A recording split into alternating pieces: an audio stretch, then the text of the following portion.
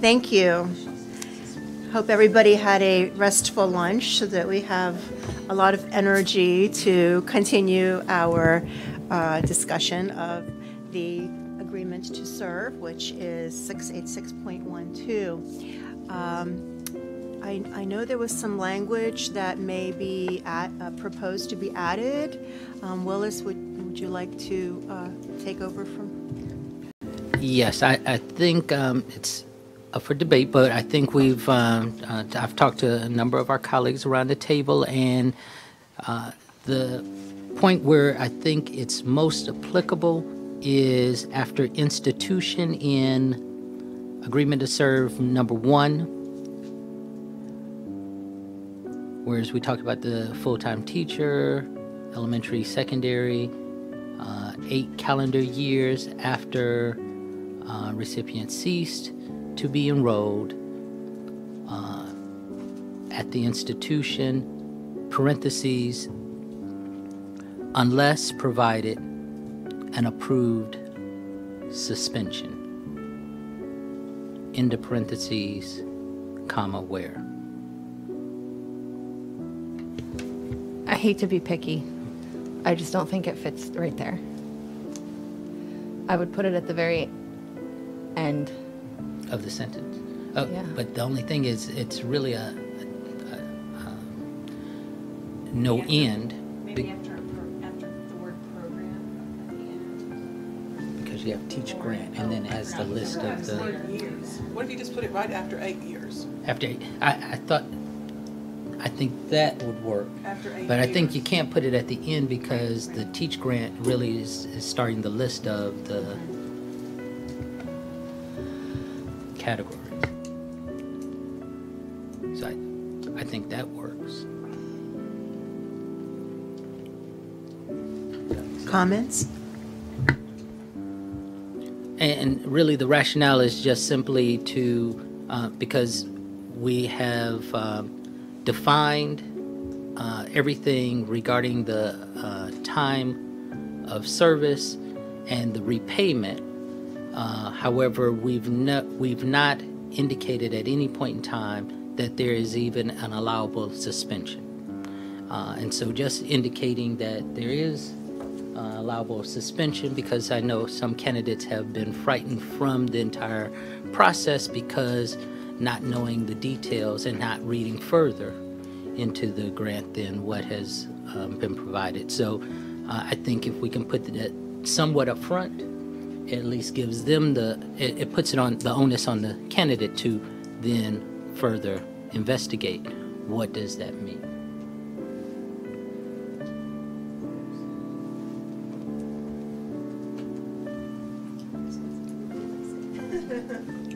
Can I just raise one nitty-gritty thing? So both in the scope, which was the reason I wanted to look at it up top, we have completed the transfer institution, but we say cease enrollment, cease to be enrolled in the originating institution. Can we have it be consistent across both? So cease to be enrolled in the transfer institution or cease to be enrolled in the original institution? That makes sense. So so if we go back to where we were in 12, or scope, that's fine. So it says in blue at the very last section, or the transfer institution where the student completed the program, we're going to switch completed the program to cease to be enrolled. And then we're going to make the same change because the same language is present in the scope section and apply it there as well.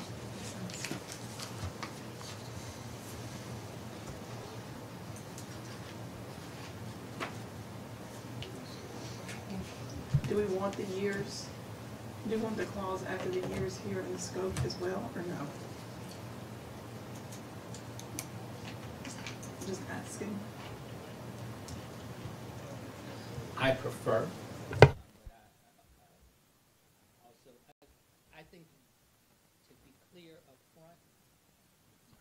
I believe to be clear up front, it would help candidates in making a good decision on the front end, but I would defer to my financial aid colleagues. I think also it would also give opportunity for counseling at an earlier part of the process than where we currently start talking about it. I think the more information as it relates to that is an option, that they would take that in consideration and be able to divide their time accordingly. I would vote for it to be, at least in the scope, if we don't put it everywhere, but in that initial paragraph, I believe it is important. So do we want to just do the copy paste? And it looks like it would go in that would be the appropriate place right after where you talked about the 8 years too. So I think that's.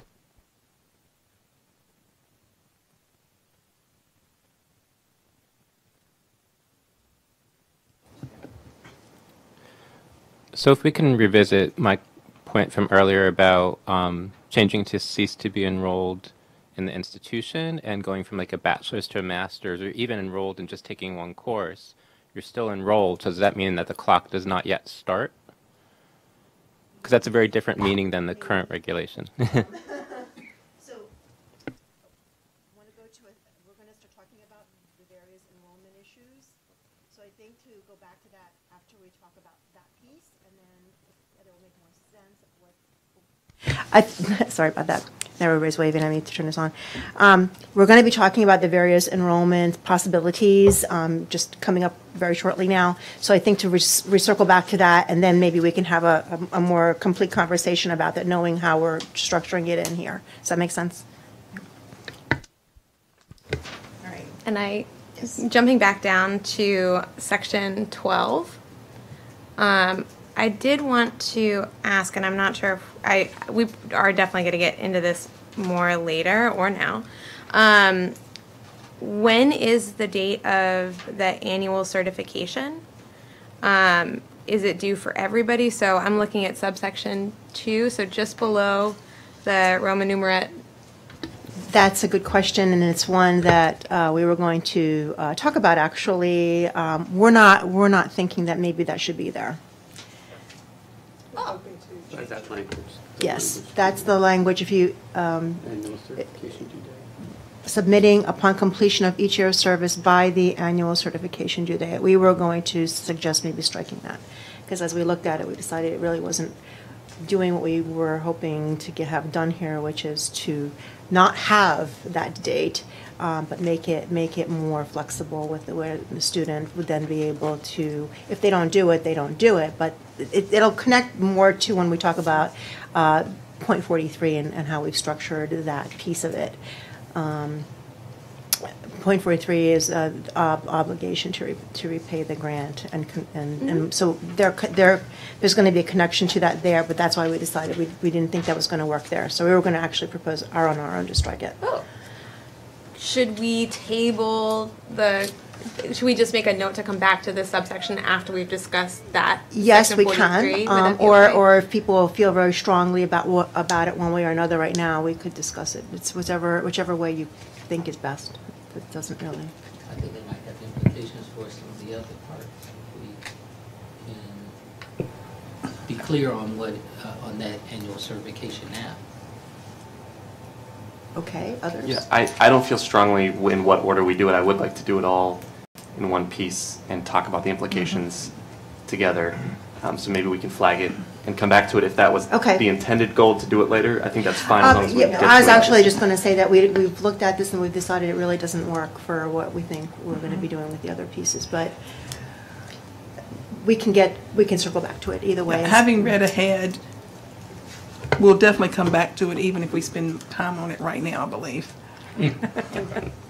So I guess a better way to put it is after we go through everything else, if we can just flag that we will Yeah. have to come back to this section to make sure it Yeah. still reflects everything that we've changed as we go forward. And we have that situation in multiple cases, and we'll have to, do several passes through everything to make sure that everything hangs, but we're trying to make it through our first pass and take it from there. Okay. So, the next piece that we have that, but before I say that, anything else? Are we good then with 686.12B? And can we move now on to C, which is completion of more than one service obligation? Okay, looks good. All right.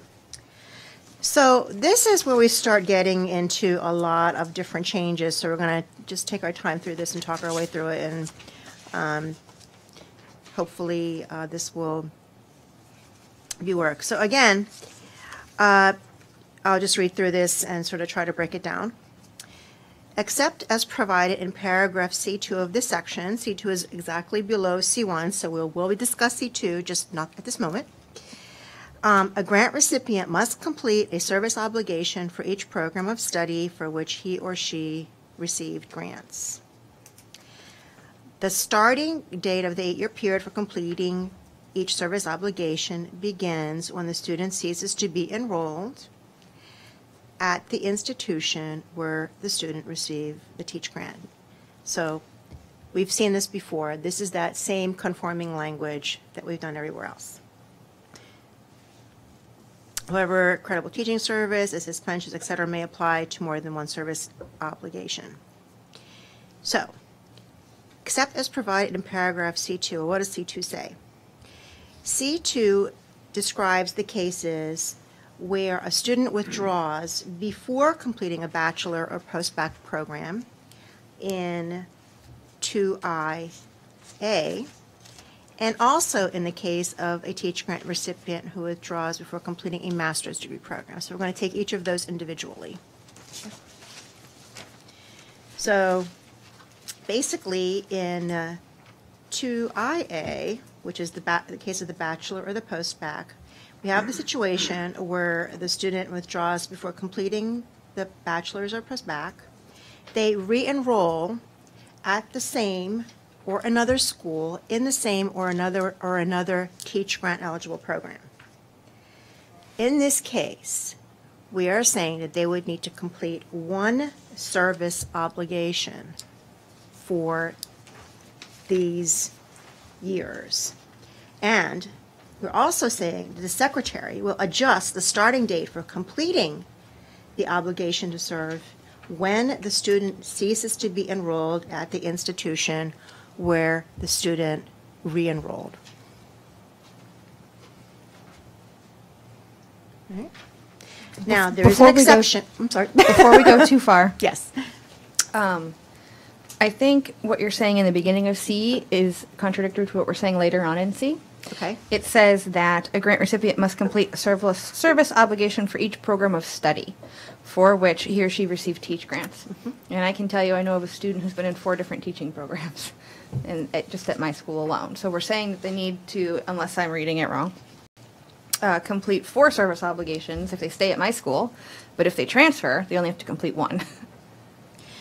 What would not be our intention. Right, that's what I'm saying. I think we need to fix that. So let's look at that and see if everybody else agrees that this is problematic, what we should do there. I think, because it says for each program of study, do you mean for each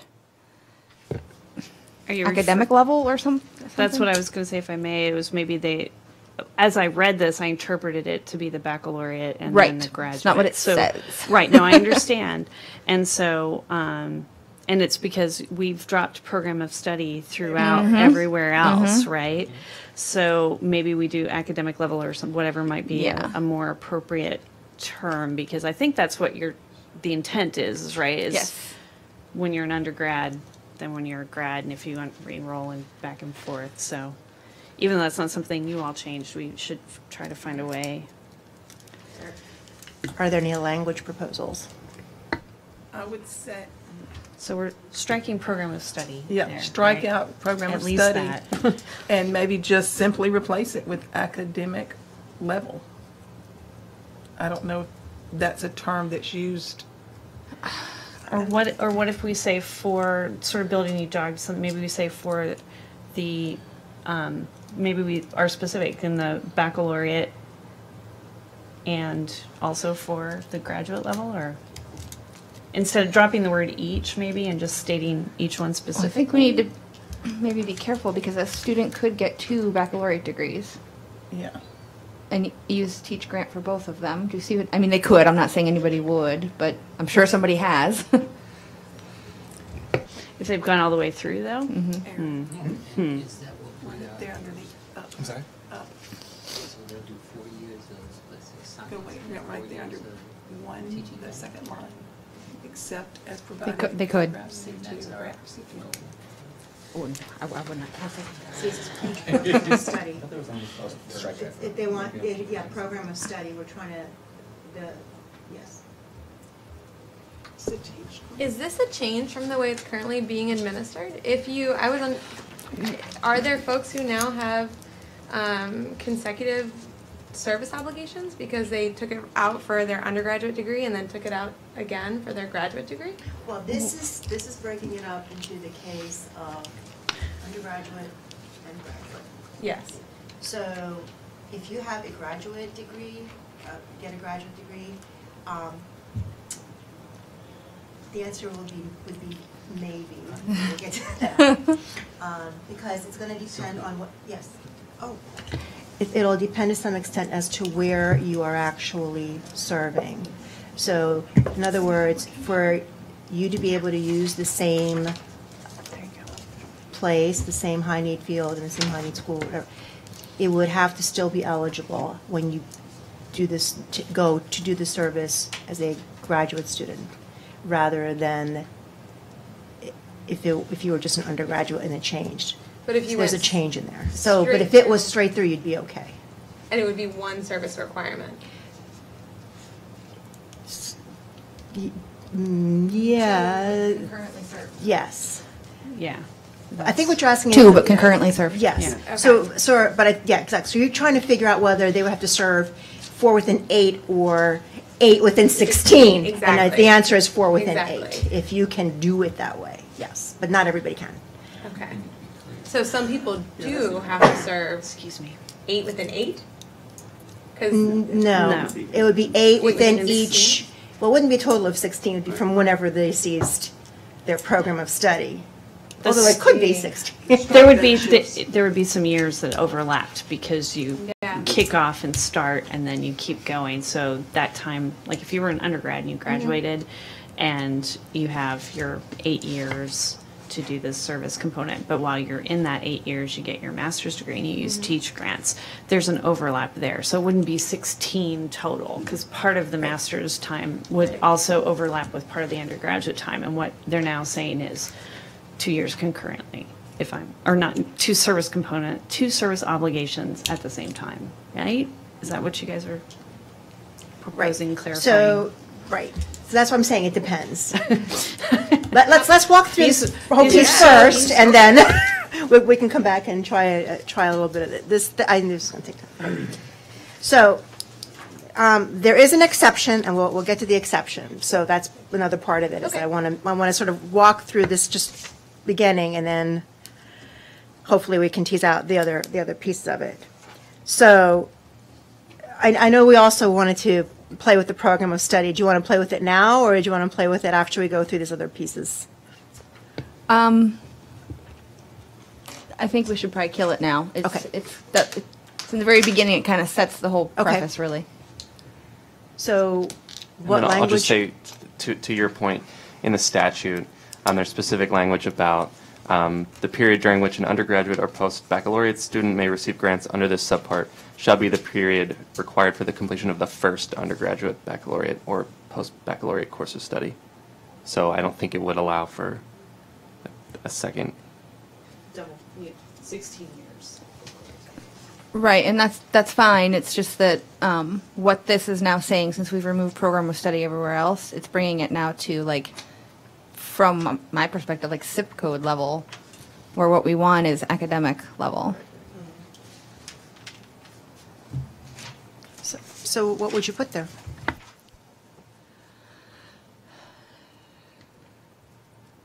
I don't know. Can I add a complicating factor?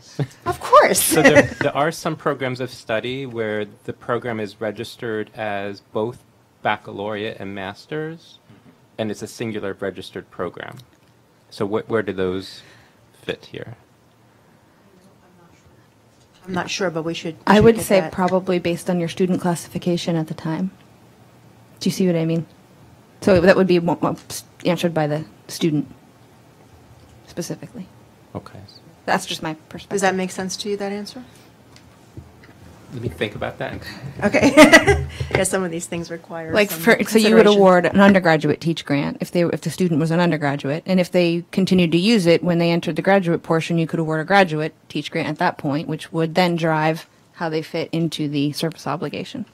So would that be solved if we said field of study, since we're using field No.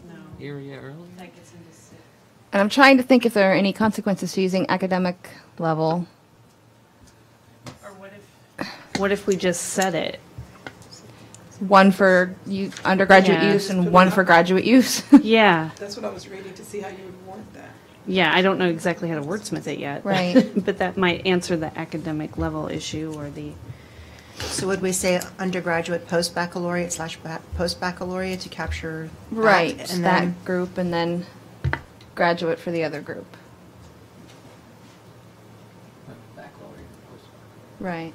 As because they get counted together. mhm. And then the master's. Yeah. And then the master's degree level.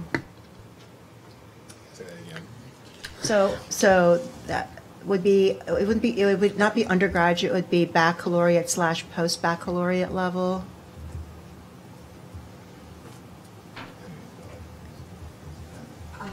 Just No. trying to think of other Not a school better- types, and some schools may have it as a certificate, teaching Yeah, certificate.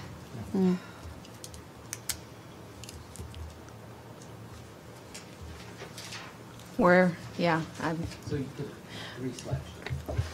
we need lots of slashes. I was trying to think if there's some other overarching term, but I know, can't me think too. of one. I mean, the idea in and of itself is logical, but how to express it is becoming complicated.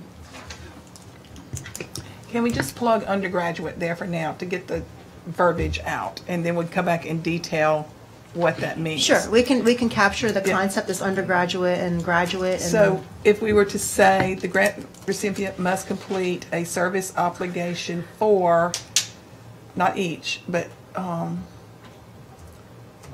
for the undergraduate program and the graduate program. I think we do need each. I hate to interrupt you, but it's important because For I do each. have multiple, especially at the master's level, earners that use the Okay, grant. so for each, and then undergraduate program and the graduate program for which she received. Now we've just got to get the right verbiage, the right descriptions. But this again, Alyssa, does this not again read like you're going to have a service obligation for each undergraduate bit, program yeah. change? Yeah, the word program I think is problematic. yeah. Yeah. Could we add degree? Oh, yeah. Each undergraduate degree? John's right. We should Because- talk about the exception so that maybe that will help with this. Right. But, so we have corresponding language for the master's level. It says exactly the same thing except for the master's degree. So, the exception would be a situation where the student completes one or more excuse me, I'm doing something wrong here. Except as provided in paragraph C2 III of this section for a student recipient covered under okay, that's the adjusting date. So, I'm sorry, I was saying it's 2I, but it's actually 3, under Romanet 3. In the case of a student or recipient who's under one of these two situations, who completed one or more academic years of credible service during the period between their withdrawal and re-enrollment. In this case, the secretary would not adjust the starting date of the period for completing the service obligation, and the completed teaching service would count towards satisfaction of the grant recipient service obligation under C2, which is C2I, which is what came up beforehand. And then we say the grant recipient continues to perform, and the grant recipient continues to perform credible service teaching after re-enrolling in a Teach Grant eligible program.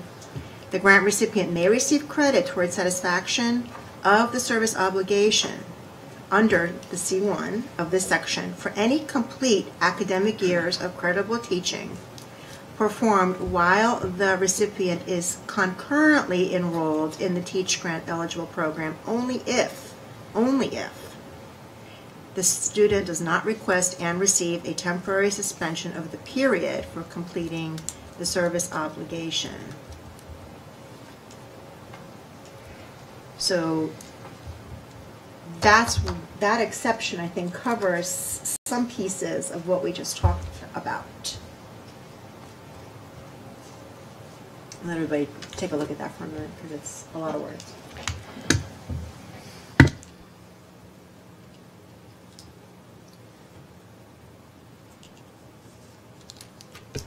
What was the thought behind why the starting date of the period for completing the service wouldn't change? In which case? In which case? So I'm looking at just 3A. The secretary does not adjust. Yep. Sorry, the period for completing the service obligation. Yes. Oh, yeah, I'm just talking to myself. It's okay.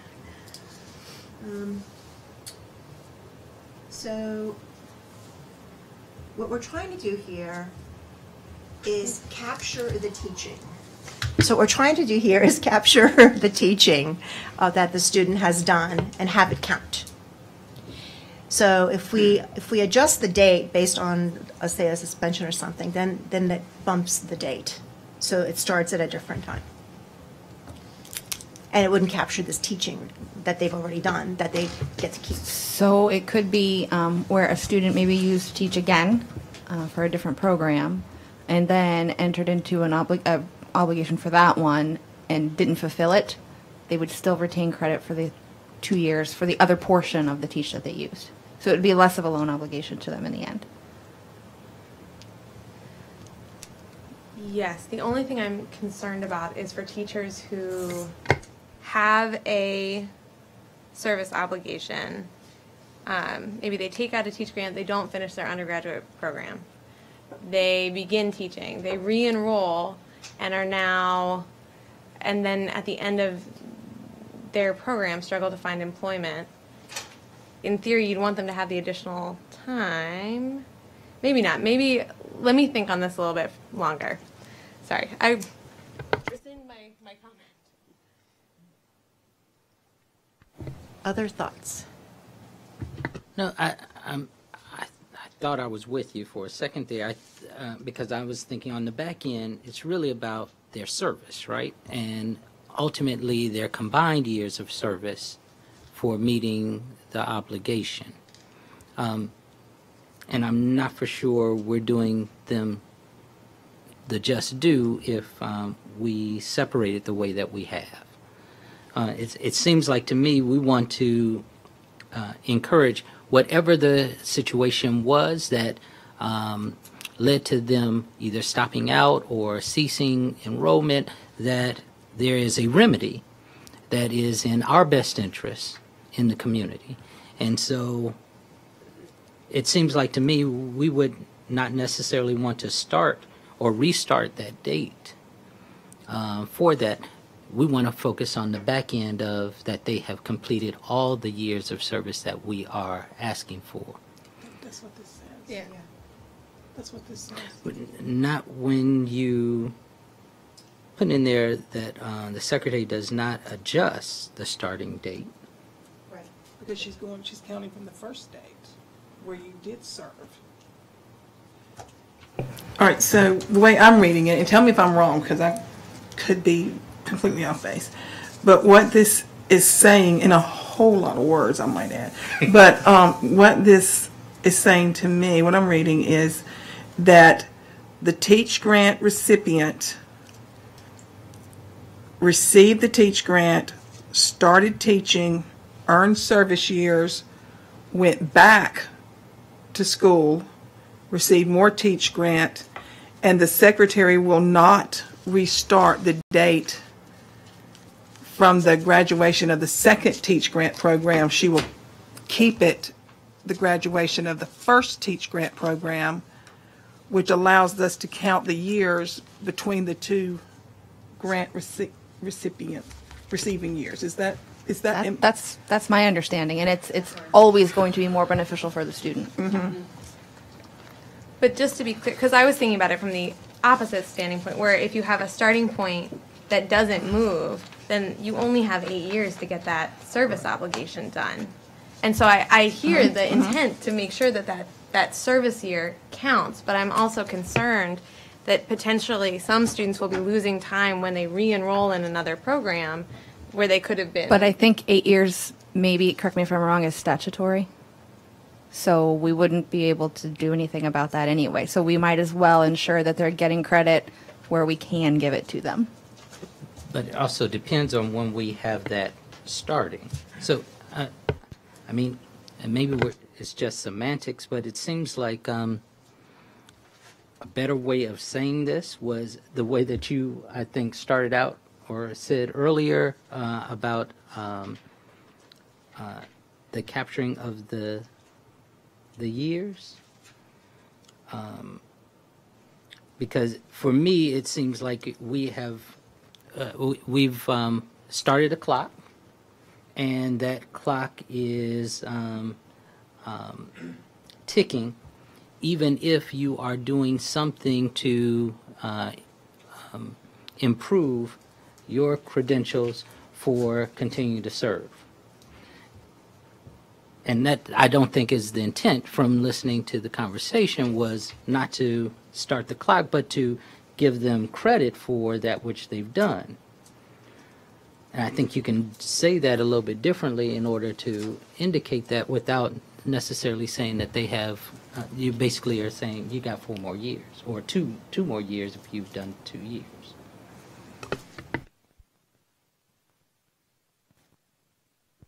Is there anything? I'm sorry, go ahead. I'm not sure I understand the concern as explained.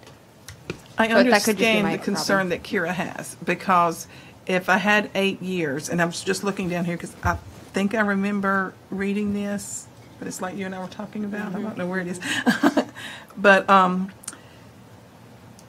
if I were in a 4-year program and I came out and I taught 2 years, and so that's 2 years of my obligation, because my clock started when I graduated.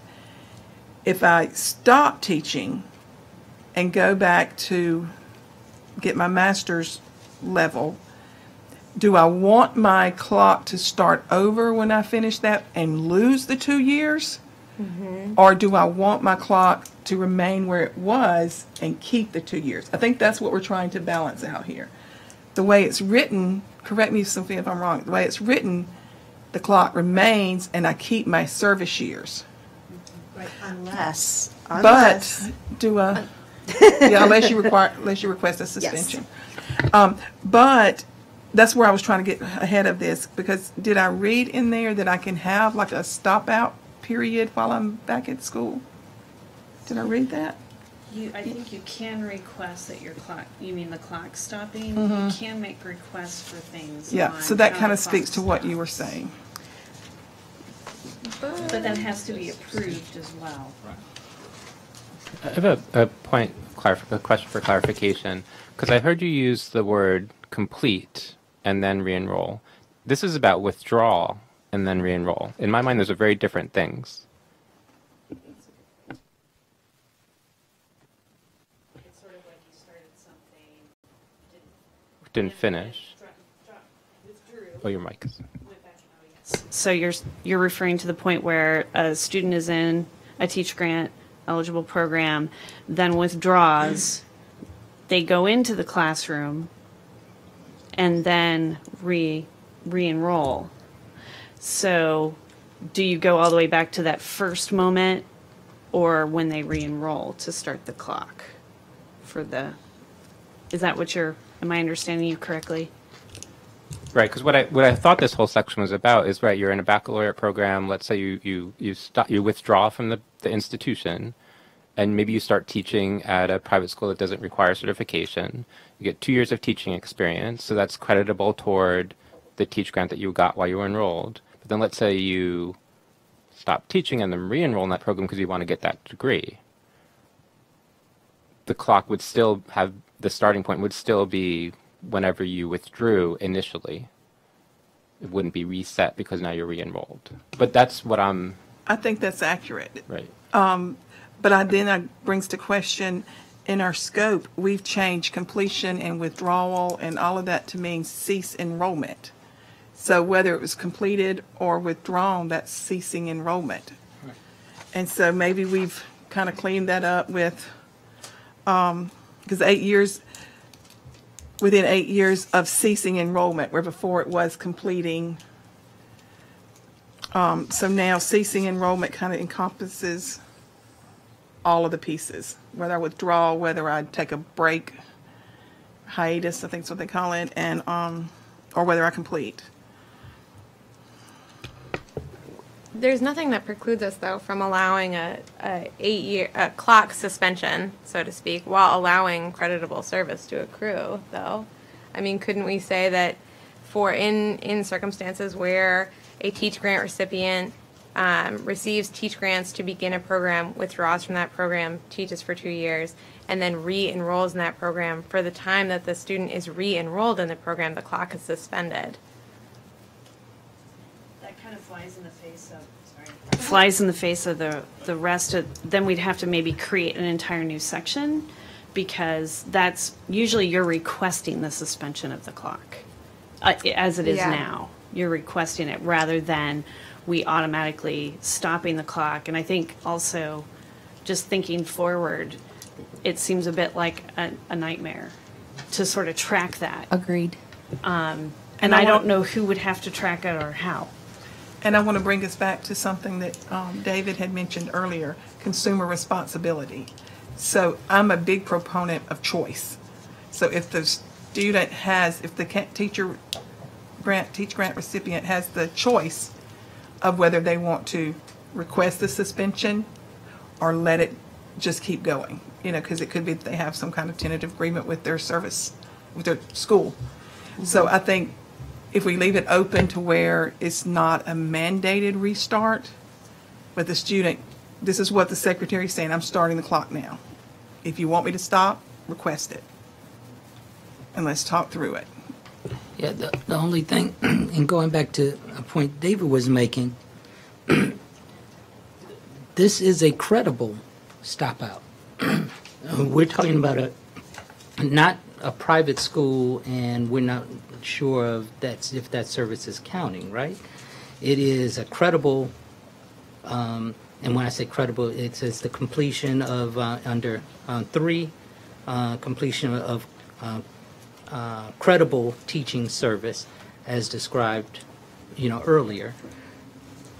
And so for me, if it's a credible stop out, that means that, or they're working in a credible situation already, then that should count. It should not have we don't necessarily need to change the date for a candidate if that is credible experience that they could use to satisfy their cease of enrollment from an earlier program.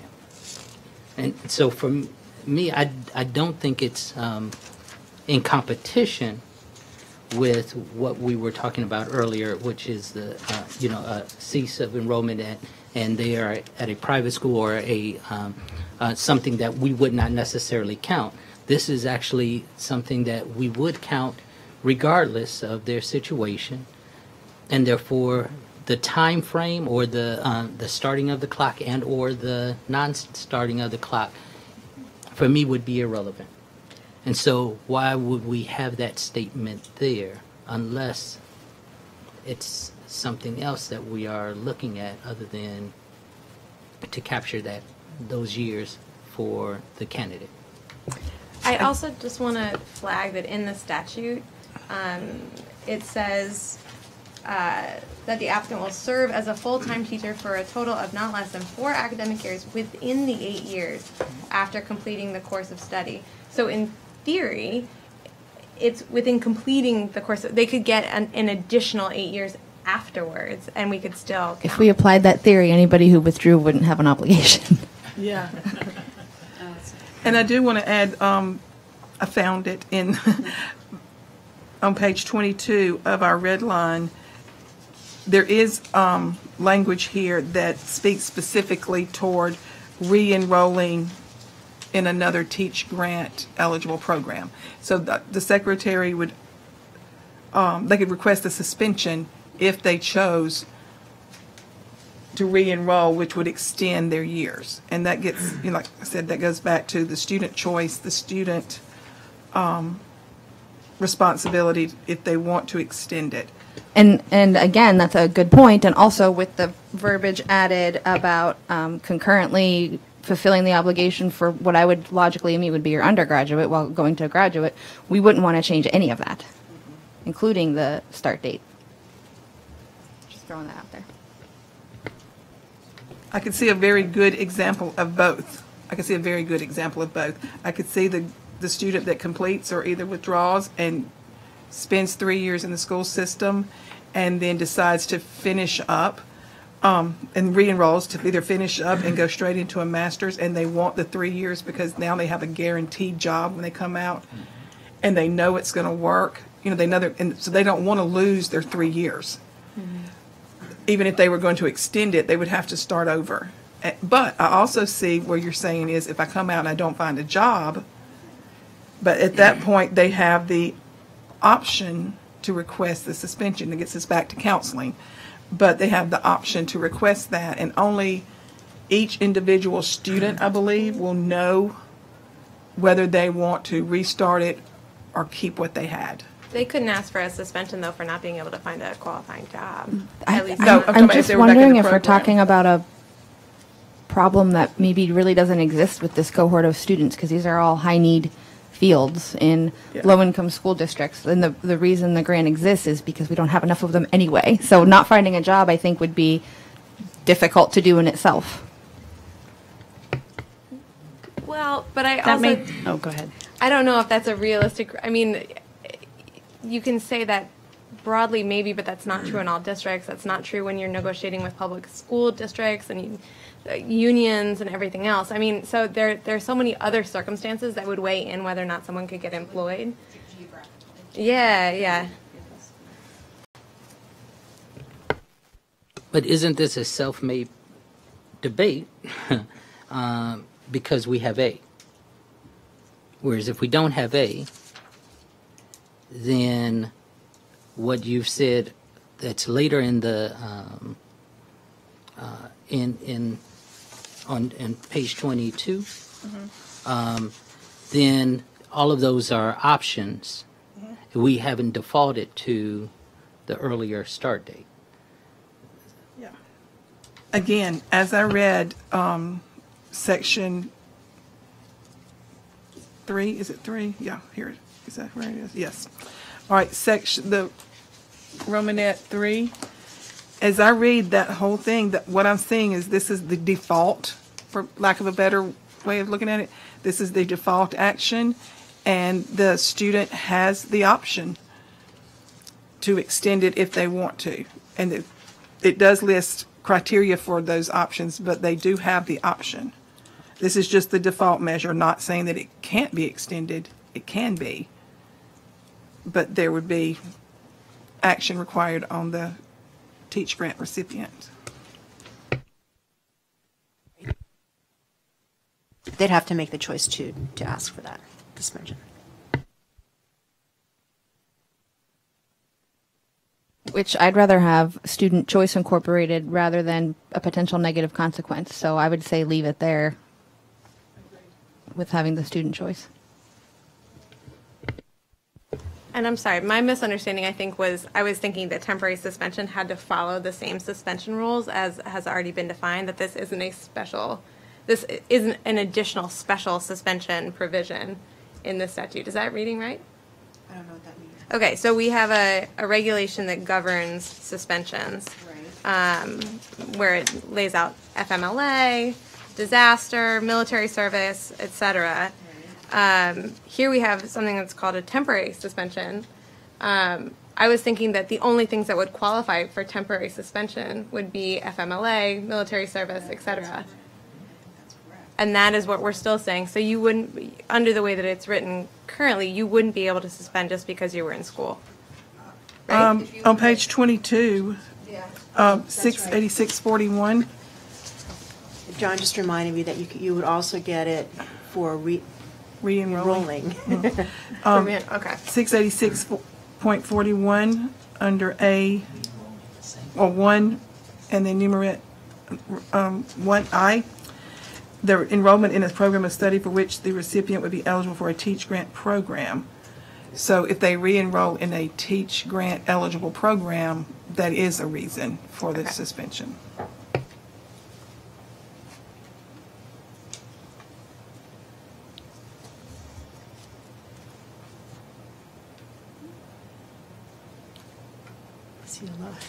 I see a lot of faces just thinking. I can see everybody still thinking about this. Does anybody want to propose any changes to this? No, everybody does not want to propose changes. Okay. All right. Should we move on and then see how we feel about this on the back end when we take a peek at everything else that we've done? Under D, moving to D, this was majoring and serving in a high-need field. So what we've done here is we've changed this to simply say teaching in a high-need field, because this paragraph is about teaching in a high-need field. And, well, I should qualify that by saying teach in a high-need field listed in the nationwide list. We then go on to say that in order for a grant recipient's teaching service in a high-need field listed in a nationwide list to count towards the satisfying the recipient's service obligation, the high-need field in which he or she prepared to teach must be listed in a nationwide list for the state in which the recipient teaches. And then we will list out the conditions for that, which include. So actually, before we dive into that, Yes. I have a question around this, and it pops up in a couple of places because this keeps coming around. But there's, and I was on the phone making sure I'm not totally off here, but there's a nationwide list. Then the states can create their own list of high need Yes. fields, and then the localities can also have a high need list as well. It drops all the way down in statute. And it just, to me, and I know some of this is already what's been in quote unquote black and white, but the nationwide list for the state sort of seems challenging because the state can have their own list and it can include what's in the nation list and things that are very specific for the state itself. And then localities can even it's sort of a layer, like the national list is there, but the state list can differ from the national list and the local list. Like there are localities that need elementary school teachers, but that wouldn't necessarily be considered a high needs field at the national level. Right. I just want to make sure that everything is reflected there So, appropriately. yeah, we do want to talk a little bit about the high need fields and the high need fields created by states. There are high need fields that are statutory. In fact, let's see what those are again. Mostly STEM, but I want to. But foreign language, Yes. bilingual education, Yes. special education, Yes. reading specialist. Yes. Mathematics, English language acquisition, special ed. Or then we say another field documented as high need by the federal government, state government, local education agency, and approved by the secretary. Under the department's regulations, the high need field must be listed in the annual teacher shortage area nationwide listing that is available. We have a website for that. Right, that's where my question arises because, and maybe I'm just not getting it, so apologies everybody around the table, but in statute it says, or another field documented as high need by the federal, thank you, sorry. It states in the statute, all of those listed off, or another field documented as high need by the federal government, the state government, or a local educational agency, as approved by the secretary. So is that appropriately captured here? So what happens is that on an annual basis, states report their needs, meaning their high need fields, to the secretary on an annual basis, and then we put out this information, and that becomes part of this nationwide list. So yes, there will be some fields, you're correct, that will not be high need, because we have to be considering the subject area of being high need as well. So there may be, for instance, elementary and secondary teachers. There may be a shortage of them, but they're not really necessarily high need, and it would depend. But okay, but if a state petitions the federal government and says this is our high Yes.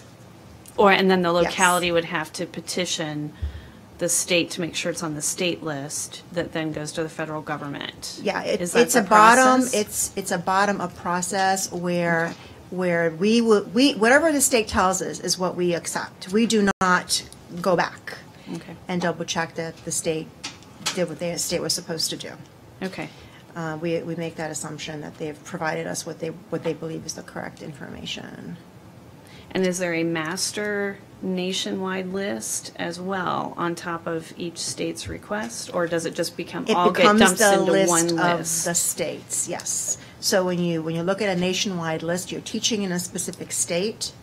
You look at that state Okay. and then see what pops up for that. Okay. How Thank soon, how, It's an when is the date on which that is updated? I don't know. 'Cause I think that might It's- be a disconnect, right? It's an annual collection. When is exactly the date? You know? I was gonna say, for me, it wasn't It's- that there was a disconnect. I just wanted to make sure that I we wanna weren't say- cheating anything. We can find out the dates for that, for exactly that. We could even look at the website right now, but I'm not sure exactly when they open the window for collection and when it closes, and then when Let the me say, update I only comes. say that because it seemed like candidates that I've worked with before would get a certain list from the State Department of Education in our state, or go And they on got it for from that. us?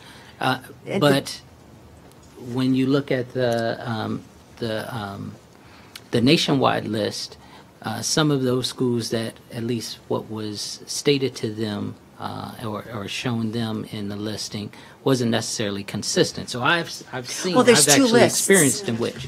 This, I'm not talking about schools. I'm talking about subjects. Subjects. Okay. High need fields. fields. Yeah, Well, those I- are two yeah. lists. Okay.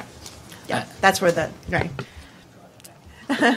However, I think that has to be of concern as well, because the listing of schools, the listing of subjects, I think, really depends on the different school districts, and it has because of their openings, right? But what should be always consistent, seemingly, would be the schools that have been identified as high need schools, based on their. I don't know if that's true or enrollment. not, but I do know that for the high need fields that the states provide, it's pretty consistent year after year. Not entirely 100%, but a very high percentage continues year after year. I don't know how many changes we've made to the low income school list on an average. I don't know if anybody here knows.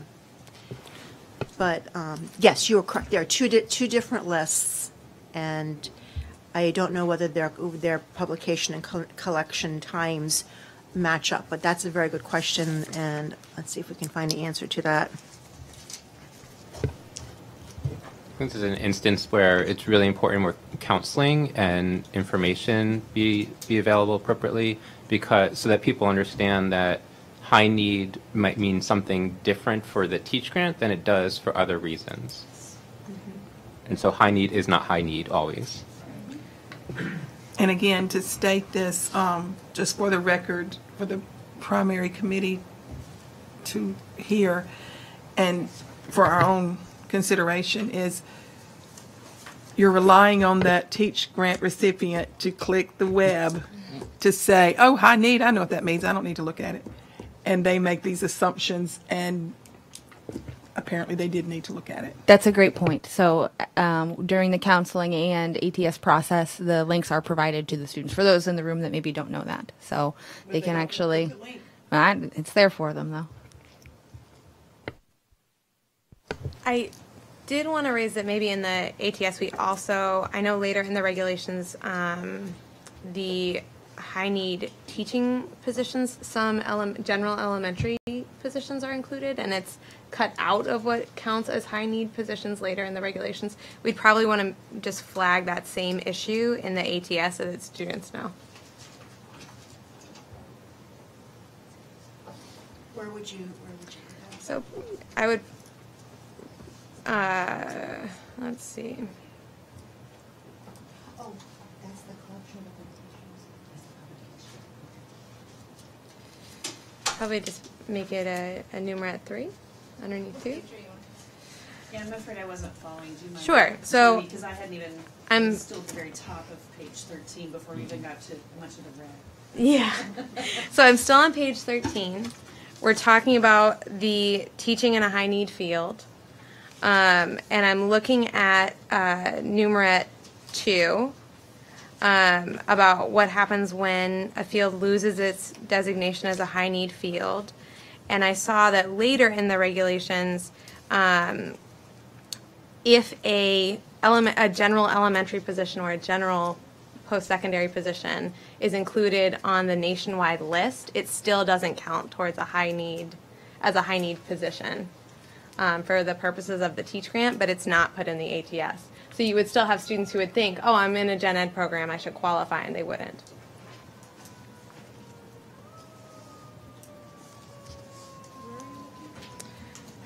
So I'm still in the ATS, so I'm still on page 13, and I'm just pointing out an omission that. There's no verbiage to look at. I think that's Yeah, there is no verbiage to look at, exactly. Yeah, and I think we're further down the page than we jumped to 2I, right? Or 2I, yeah. Is that what you're looking? Because yeah, I have questions even before that. Okay. So, all right, let's maybe do this little, back up a little bit and maybe sort of Okay. systematically. Stephanie just provided some information regarding the publication date of the nationwide lists. The publications started from 1990 to 1991. That was the first. And last publication, 2017, 2018, published in June of 2017 would be the last publication we had. So that gives you sort of a flavor for when those are available. Does that help? So it's published in June. Yes. So looking forward to the next Yes. academic year. But I guess reason These are remarkable differences. I thought we were talking about schools earlier because we've already listed the the fields, right? Well, back on page Right. 3. These are this is the.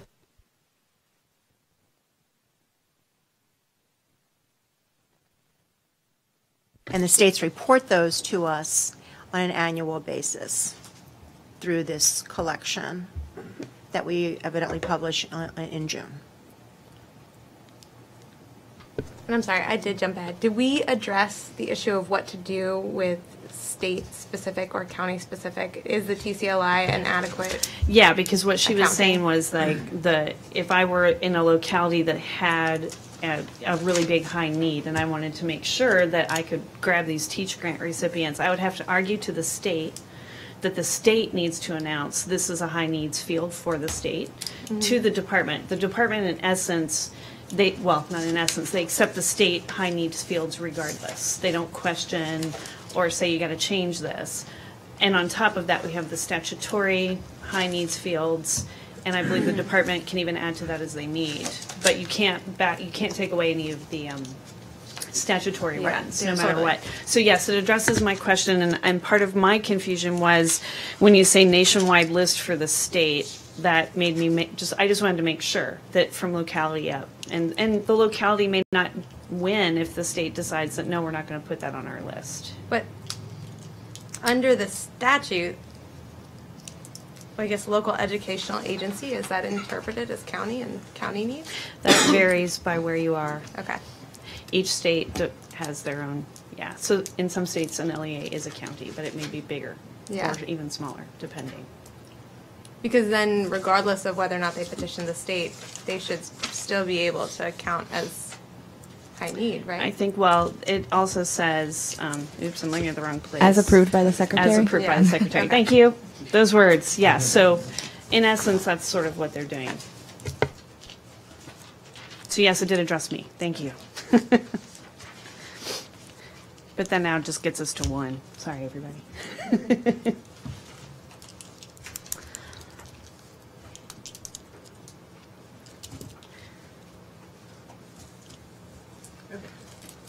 So let's go back to D. Does that make sense? Go back to sort of, we talked a little bit about in order that we've changed the title to reflect that we're just teaching and not majoring in serving, but we are teaching in a high need field. So we've also replaced oh, we talked about that. Okay. So,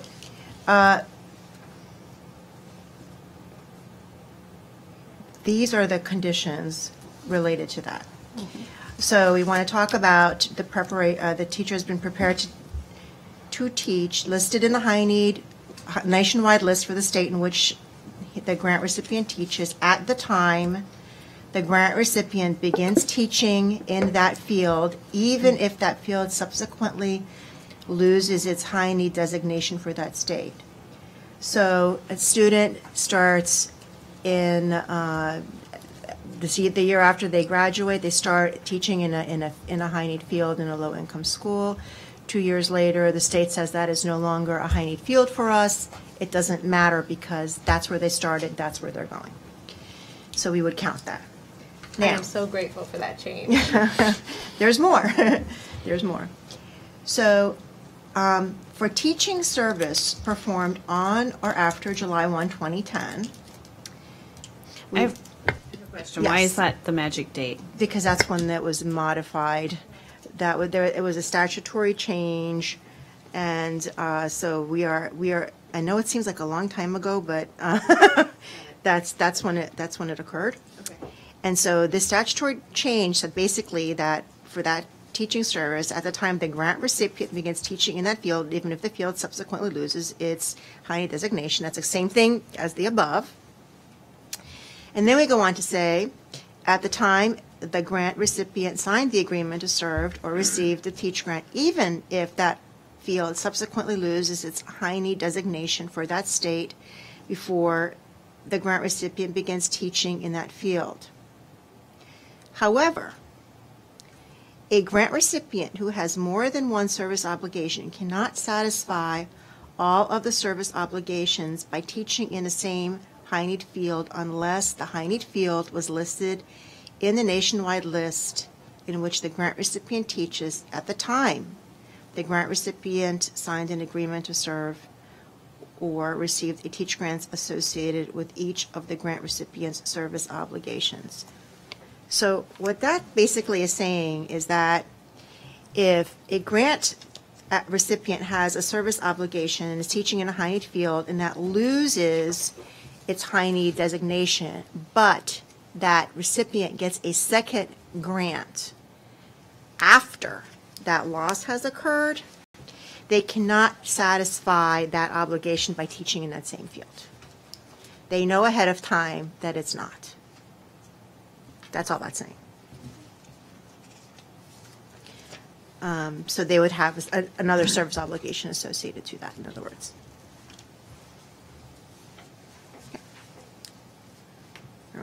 Written comments on anything? I that just is see this plain? getting, the way that it's articulated here, I need to think a little bit more on how to reframe it, but I could see this getting so confusing for students that it just wouldn't register. Happy to look at other language that Yeah, gets and at that point. I would second that, and I think I have this highlighted as a section that does worry me a little bit in terms of confusion.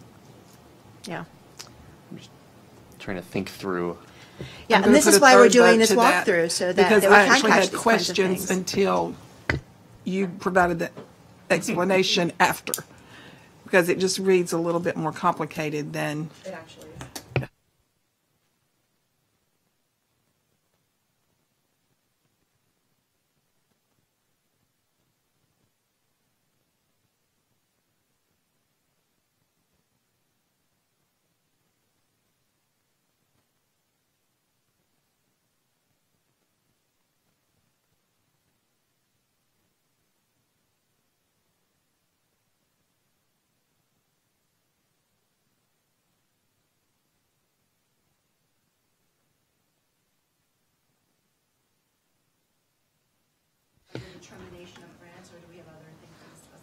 Before we do that, it just seems like there's a third category of being able to fulfill the teaching obligation, and that would be if you were teaching in that field prior to signing. So, at the time you began teaching in the field, it was not on the list. You've been a teacher for 10 years. It then goes on the list, and you go to school. Do you see what I mean? It doesn't, because we've got this delineation of it either can be on the list when you begin teaching, or it can be on the list when you sign your ATS or start the teaching program.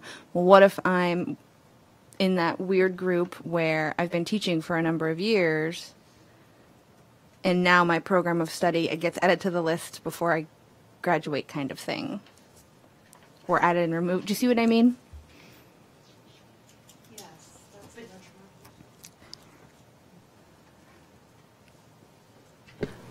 I'm a little bit confused because if you say it got added to the list, it has to. But it wasn't on the list. While you were still in the. Right. But while the service obligation is being in the process of being completed, this just coincidentally or for whatever reason, this non-originally teach eligible service area Comes into eligibility. I'm not done with my program yet, so now I want to. Well, That's where I'm not sure, because then you're really starting to parse. Because if you're starting in a program that's not teach eligible, Oh, you have And- to sign the ATS anyway then. That's it. That's the, Okay. does that throw them into the second?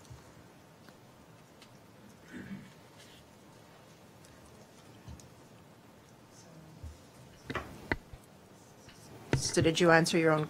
Maybe. I'll think about it. You still had your mic on, so I was just waiting to see if there was.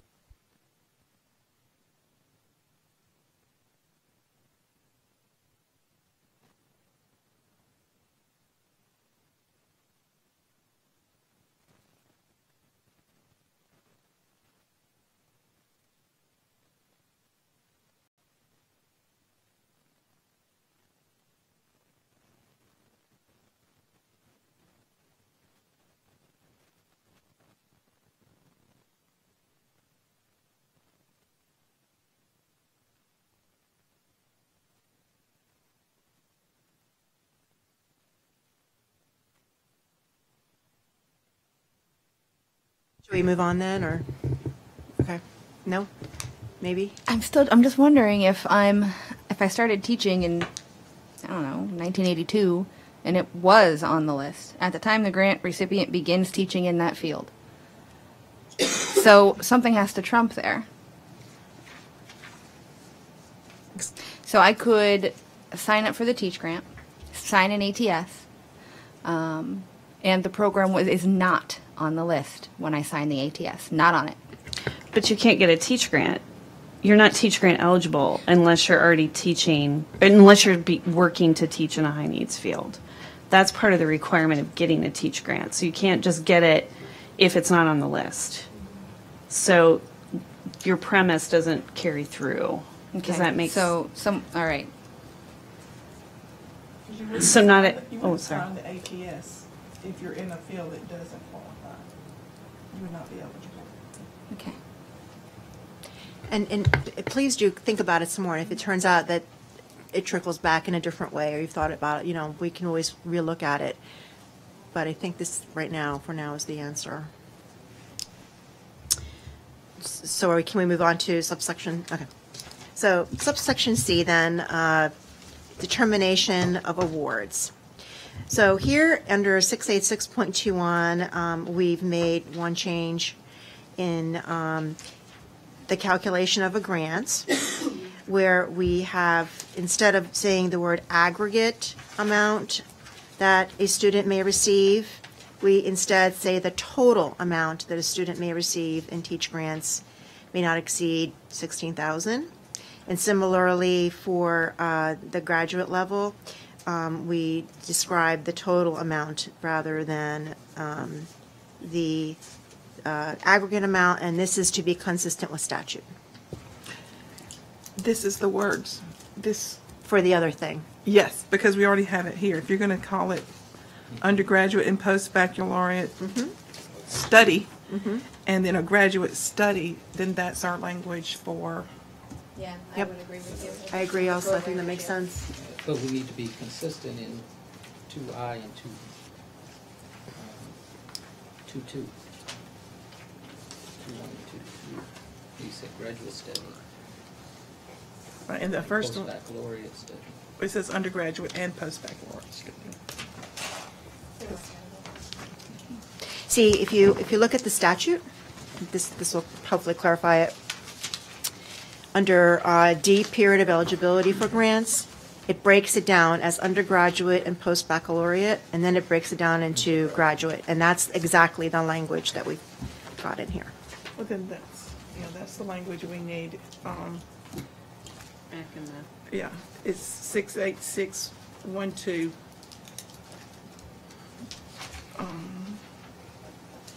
3C, I think it is.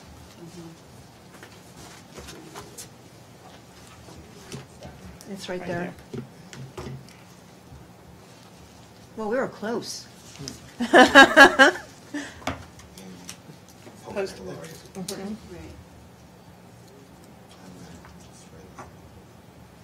Should we do that? Study.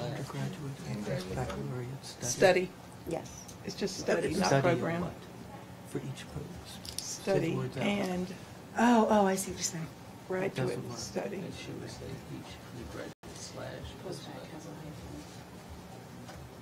Oh, that's not how they have it right here. The What is in each baccalaureate study? that's how it is. It need, in other Yeah, words, slash. Oh, not a slash, no. Well, so what would we add after that Yeah, You don't slash them. to replace the study, program of study? We have undergraduate / post-baccalaureate, and then graduate.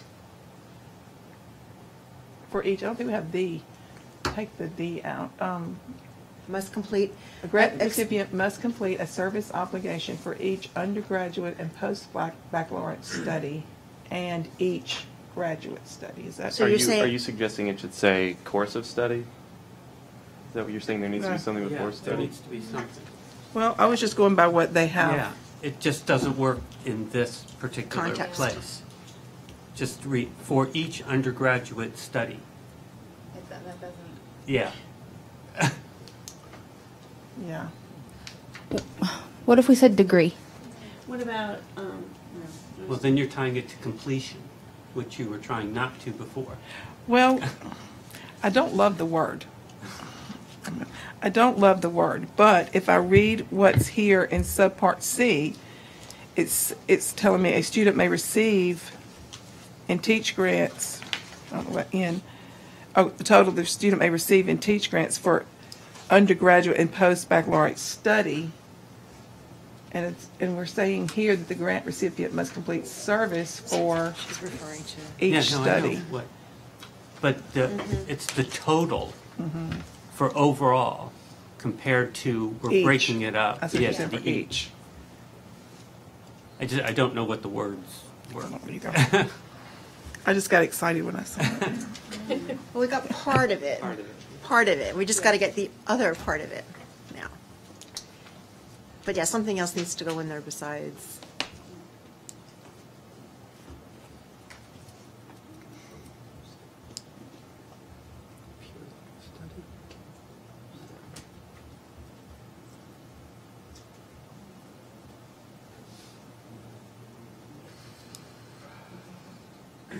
What if we said, for this particular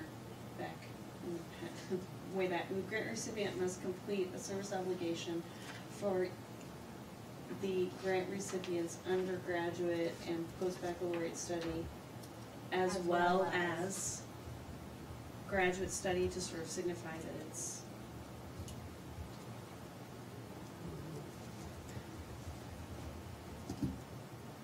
For their graduate yeah, as well as the grant recipient's graduate study.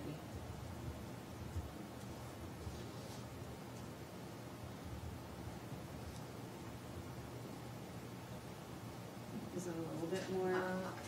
I don't know if Might we be need to It's say not quite. for which they received the grant, just so that if they don't use it for their graduate study, it could read that they still have to. Because that's the next line in the. for Oh, which okay. He or she's received teacher grants. Okay. If Yeah, I could, I understand the necessity of clarification on that, yeah. if you could look back with me, sorry, I don't know where I'm at. 68612. I think it's 3B. We have, this is where it's defining how they're going to pay back for each, one service obligation. Recipient must complete one service obligation for all Teach Grant eligible master degree programs for which grants were received. And perhaps we can borrow from that language, because that's what we're telling them here. Am I correct? No, because what that's saying is if I went and I got a master's degree around teaching and got Teach Grants, then went back and got a second master's degree, that it was Teach Grant eligible. That's what you just Okay. read. Was if I went and got multiple master's degrees. But they're using master degree programs. I'm talking about just the Oh, I see language. that Just the language. language. I'm not talking about the whole. I do think we need to stay away from the word program in this part.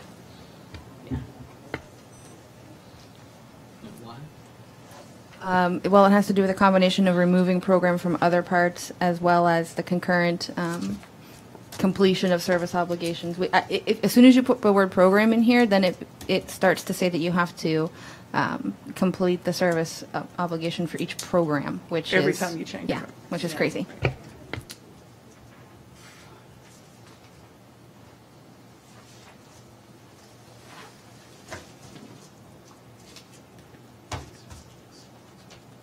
We don't have to work this. We're getting there. We'll keep going back and taking bites at the sample.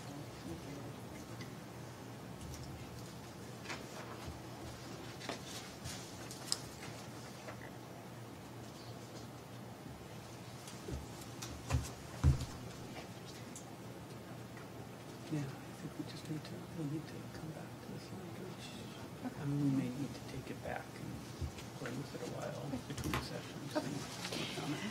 So I think we will continue to, all of us, continue to think about this and see if we can't come up with some alternative language, and I mean all of us, see what we can do there.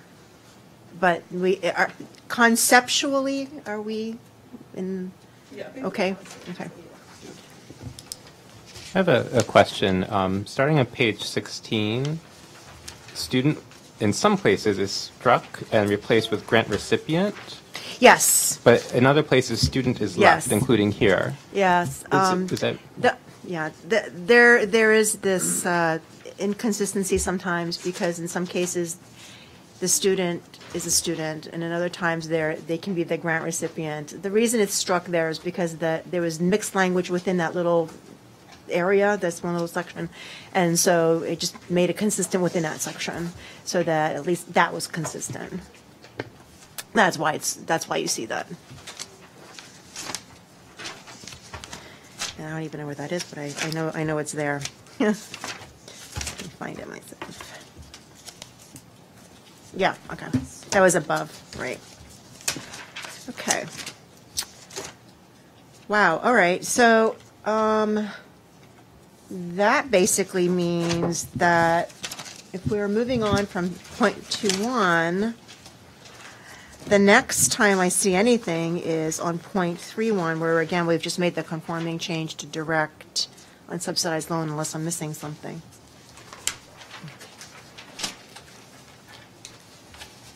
And that's a completely different section, which subpart D, which is the administration of grant programs. And it has the area that we've mentioned many, many times today, which is the counseling requirements under point 32. So what time did we say our break was? 3 o'clock, right? I was going to say, do we want to reconsider that? But I'll leave it to the table. Whatever you guys want to do is fine. Think a break now? Okay, so let's say 15, 20-minute break. Does that seem reasonable? Get everybody. This one is a bear, and yes, it would make sense to break before starting it. So that's what we shall do.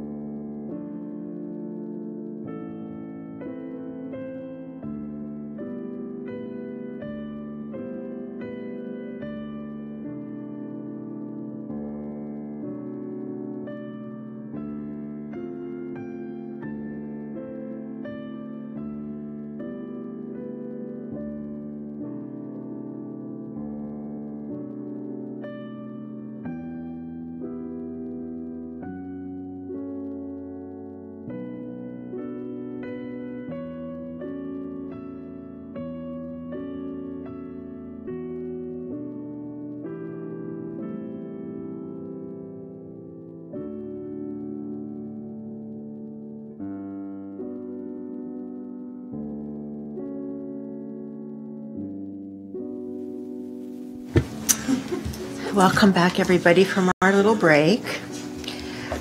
We left off with the idea that we were going to start working on the changes to the counseling requirements, which is a big section. We've added several requirements to initial, subsequent, and exit counseling, and we can more or less take those one at a time. And obviously, we would start with initial counseling. So, under 3, initial counseling must, we made that same change that instead of saying student, we sent grant recipient. That was we talked about earlier. You see this in several places where you just made that change from student to grant recipient. I don't know if there's any discussion on that, but we felt it was a more accurate description to use there. And then we went on and discussed that we're going to provide the grant recipient with information about how to identify low-income schools and documented high-need fields.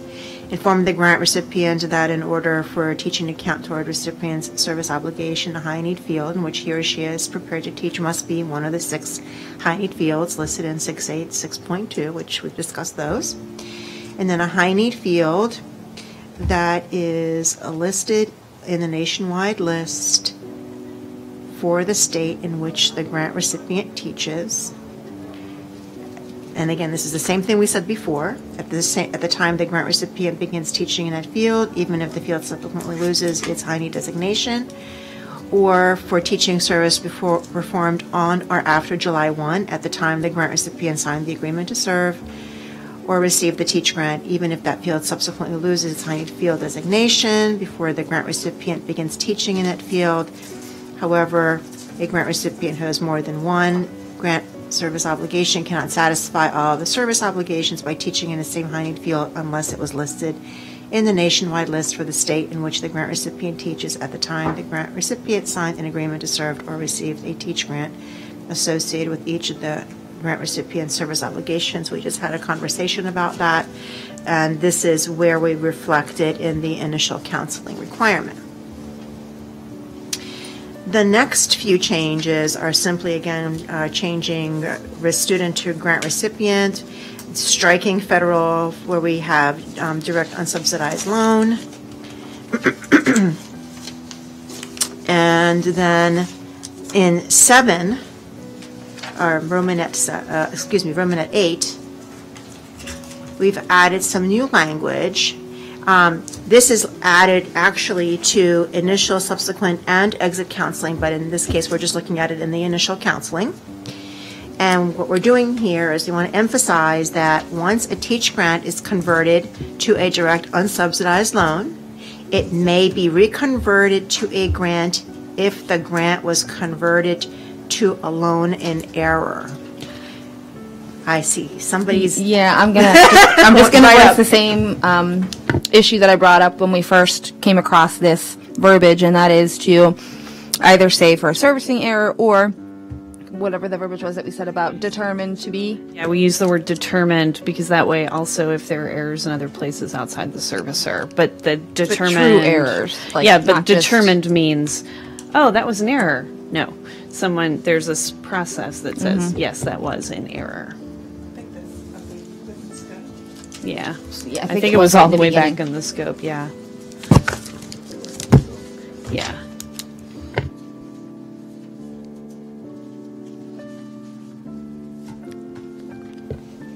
Also, just a global question. Does the department propose, so within, if a grant was determined to be converted in error, will the department also review qualifying service year applications as well, or only when a grant converts? So when a teacher submits, so at the completion of each qualifying service year, a teacher has to submit documentation to receive credit for that year. Yes. If that form is rejected, what process does a teach grant recipient have to get that form reconsidered or get that qualifying year reconsidered? Okay. Would they do it through the same process?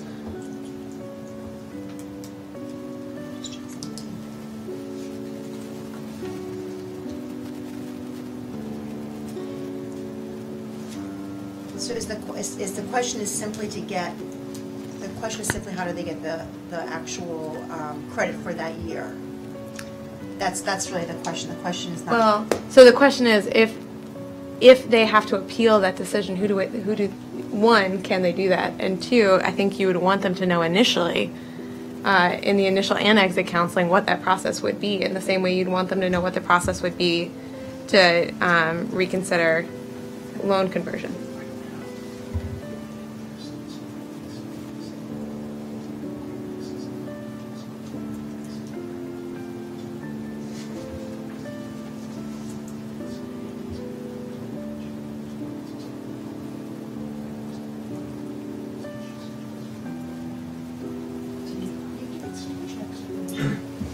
Okay, well, right now, the way it works right now is if you turn in like a certification of teaching and there's something that is, causes it to be rejected, maybe that it doesn't show you were in a high need field or something was missing, it goes back to the grant recipient with a letter that tells them what's wrong with it, and they have an opportunity to correct it and send it in. And the way it works right now is they'll get multiple opportunities to do that before this annual certification deadline. So there is a process in place now for people to make corrections to things. If they say, well, it really is a high need bill, it really is a low income school, then they can come back. Or if something was just missing, which is what's more common, just something was left off, they do have an opportunity to correct it. That doesn't result in immediate grant conversion if it's just rejected the first time. But if the correction happens after the annual certification, then it... Well, yes, correct. Right now, the way it works right now is that the Teach Grant Servicer sends out an initial reminder saying it's time for you to do your annual certification. And you either have to certify that you completed a year of teaching, or if you're not teaching, you have to certify your intent. And it gives a date that's 30 days out. If there's no response to that initial one, they send out a second notice that says, we didn't hear back from you in response to the notice we sent out. You have another 30 days to do this. If they don't respond to the second one, a third and final notice goes out that says, we haven't heard from you, we've contacted you before, you need to do one of these two things, and you have to do it by this date, which is another 30 days, and if you don't, then your grants get converted to loans. So that's the process, the way it works right now. And you've probably seen the announcement that we're going to standardize that date to be, the initial one will be October 31st, and then the absolute final one will be December 31st. That's going to start this year. That's the way it works right now. But as you'll see when we go through here, we're proposing to make some changes that will kind of do away with some. Yes. But this gives you the perspective of where things are now, and it's not in regulation if that's what you're thinking. And That it's is not our right. intention So, to right. do that. Right. Okay. Does that help? That does help. Okay, good. A question about the determined. Should it specify who's doing the determining? Should it say by the secretary? I think a servicer, well, the servicer would act on behalf of the secretary anyway, so that wouldn't matter. Never mind. I mean, maybe it's just implied, but I think a little bit later. Sorry. I think a little bit later in the process, in our process of going through things, there'll be an opportunity to flesh out the process for that. And then if we do need to come back and add something else in specifically, like how we want to do that, then we can do it then. So something to come back to, sort of that return and cleanup opportunity. Because it's a point.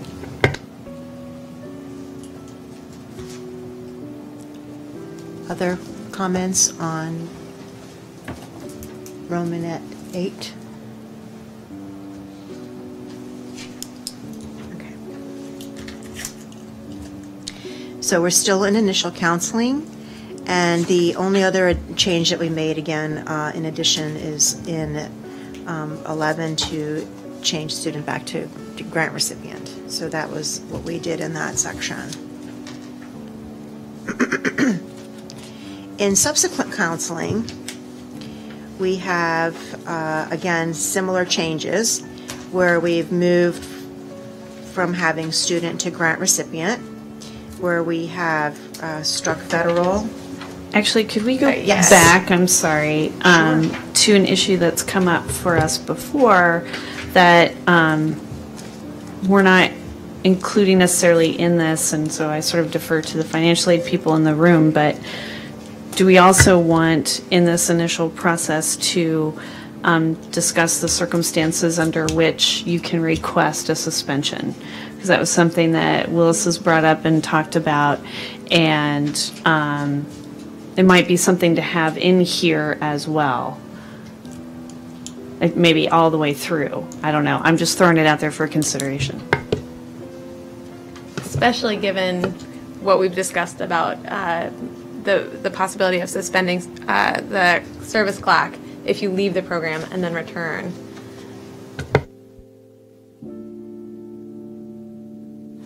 I think that could be helpful. I think if it's not incorporated in initial, then it should absolutely be in exit. 'Cause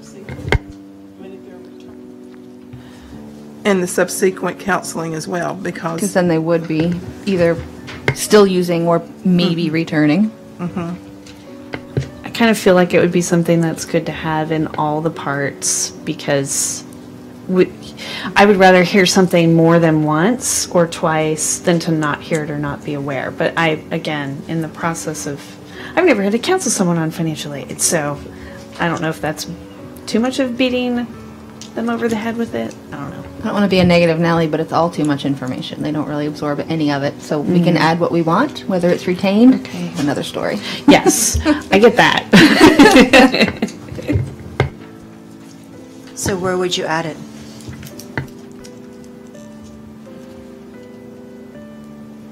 Would we just want to make it 12 XII or put it somewhere else in the list? Is there some better place to put it? Slide it in? It's for initial. It's there already. Is it? And I just missed it? 4.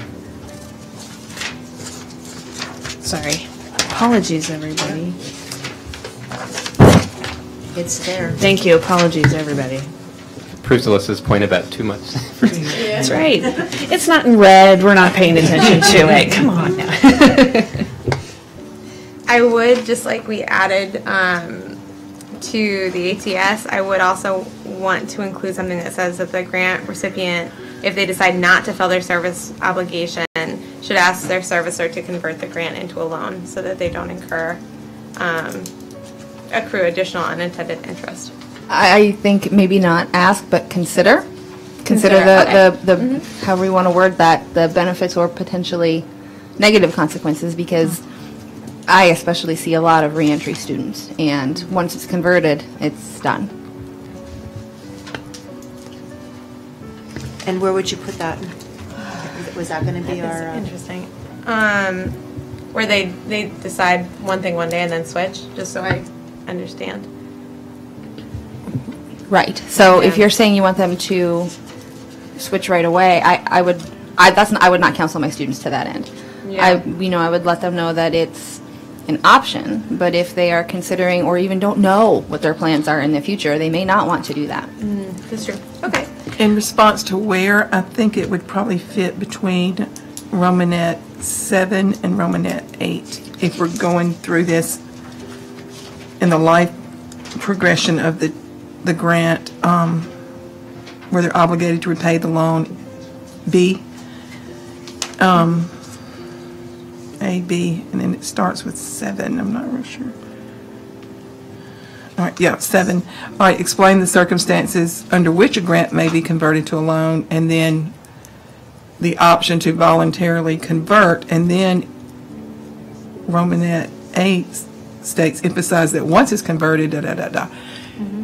That probably was not transcribable. And we would probably also want to let them know that not knowing you were going to return to a TEACH program does not constitute an error if we're going to be putting something like that in there. I'm just trying to avoid any... Sure. Can you repeat that? I don't remember what I said. So I think, so I'm going to try. So inform the grant recipient that if they decide not to fulfill their service obligation. I think I have that language. Yeah, She where are added we? something to She said remove ask and insert instead consider asking your servicer to convert the grant into a loan. No, that's not. Might, if I may, maybe the option of Like carefully review the, or something like that. They should. Okay.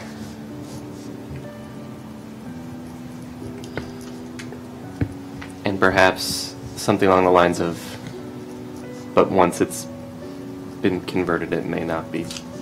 I would say with And this is- caution. makes that this decision is permanent or something like that. And this, this is just the regulatory verbiage too. This is not the actual counseling part. So I'm just wondering if we've got, if that's covered already in regulatory language, we just need to make sure that it gets into the actual counseling end of it.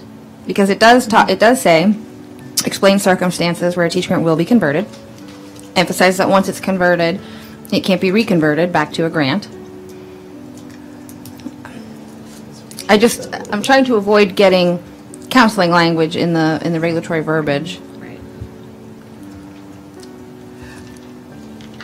But what Kira is proposing is actually in opposition to the current Romanet 8, because it can't be reconverted. Right. So if you put voluntary conversion in there as a counseling item, That's why I it don't. would speak differently. Yeah, and I don't want to confuse the students. So I guess the question would be, if you didn't want this in regular, I just don't know how financial aid counselors would take this regulatory language and translate that into actually what the counselor shares with the student. So while it may be, I get that there's a lot here already, and it gets sort of scriptive, if you will, of what to say.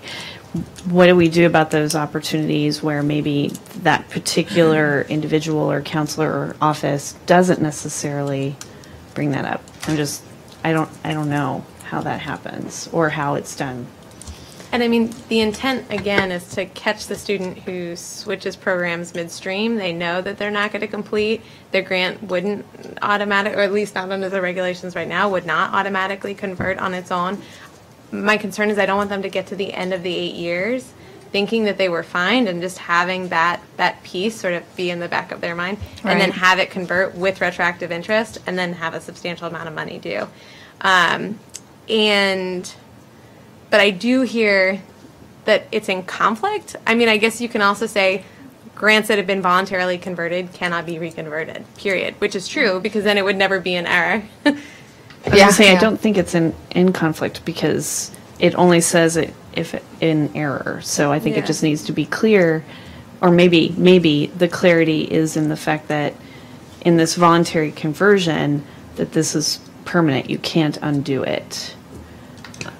But I you don't have know. to also think in error, a student or a counselor could assume based on just what we have right now. I know we're going to fine tune that, is this was the student's error.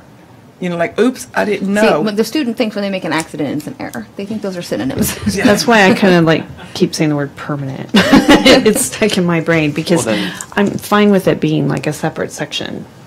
Go ahead. Sorry, Stephen. No, that's fine. Perhaps then in the language about, I must have turned the page, in the language where we talk about if it's,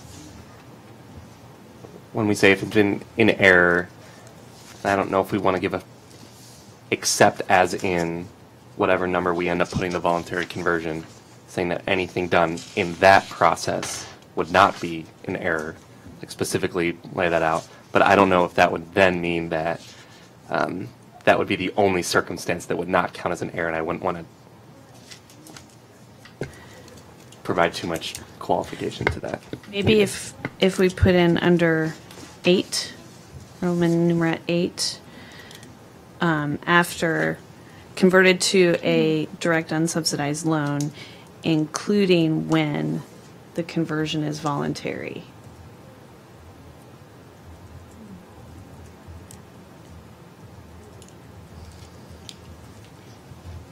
Or something like that. That may not be the exact right place to put it in there as I think about it now, but if we wanted to put it in there, or maybe we make it its own. So I think the The issue I'm trying to avoid and kind of get at is, as a for instance, when we're counseling students at exit, we would never tell somebody consolidate your loans. We would just never tell them that, because there are some benefits, and also you may end up paying more in the long run. It's a very student-centric personal decision as to how they handle those loans, whether they refi, consolidate, or go on an income-driven repayment. They need to do the research, and they need to figure out which is best for them. And I think it's in this case too. I would never tell a student, go convert this right now because you switch to a welding program. They need to make that determination and decide. What I would tell them is, it may be in your best interest. You need to research this and be certain that you're not going to return to a teaching program. So can we just maybe, Erin, just so we can all see it, can we just type out right there where you have renumber? If we just say,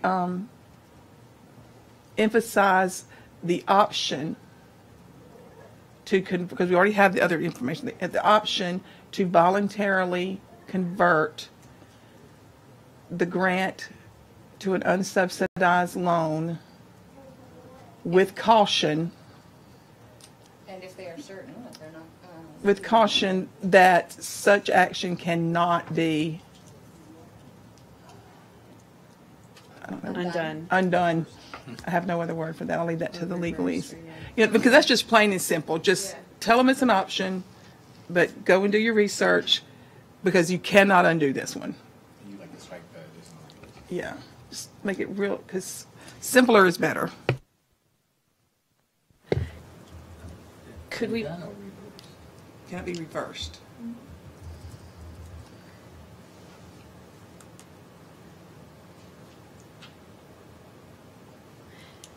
I kind of find myself wanting to add something in front of that about why you would want to do that, which I means agree. you know, if you're leaving the profession, I don't know the right words there, but I feel like something has to be in front of that about should the grant recipient maybe we need to say for any number of reasons knows the service obligation will not be completed, rather than choosing not to complete the service obligation. But feel free, wordsmith away. I'm sorry, I'm going to disagree with that, because I feel like the precedent of Romanet 7 just says explain the circumstances as described. And I think if we start trying to list specific reasons, we're going to lock ourselves into just those specific reasons. You know, and so it may be, I can't think of them right now on the spot, but there may be other reasons they would want to convert those. I don't know what they would be right now, but they could have other reasons. But it still would all turn on the service obligation and whether or not they can fulfill that, right? That's kind of why I wanted to leave it at for any reason, because I don't want to say, oh, you're not going to teach, or you're not going to. Just that, should you know that you are not going to complete the service obligation, this is an option. And I would also. No, I do agree. I'm sorry, I misunderstood when you were saying I'm going to change programs. But for any reason, that's why I have that for any reason. Then I rescind that, because I would agree with that. Okay.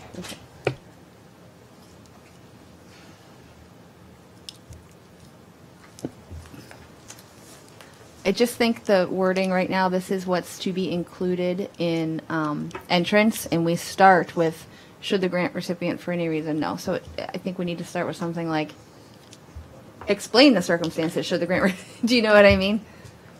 It's just, it's not worded right. I know, like we would use that for the subsequent, this language is more subsequent language, yeah?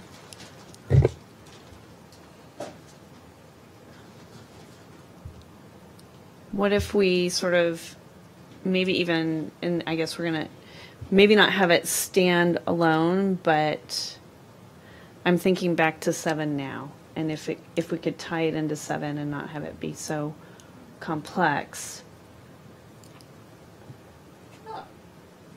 So then take away the semicolon, explain the circumstances as described in that will be converted, and explain that should the grant recipient for any reason know that the service obligation will not be concluded, they have the option.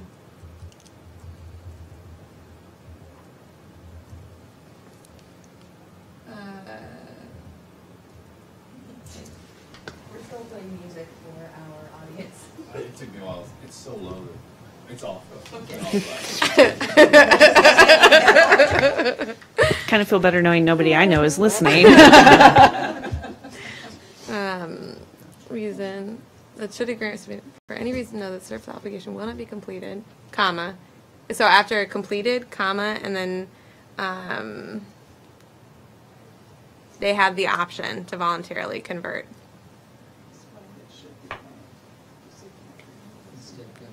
Instead of emphasize, yeah. And I think you should take the for any reason and put it at not completed for any reason, rather than for any reason they know. Because they don't necessarily know at this point. Just don't lose that language because we're going to put that in the For any reason. And then we just need to take out emphasize. They have the option. They have. The grant recipient. The grant recipient has.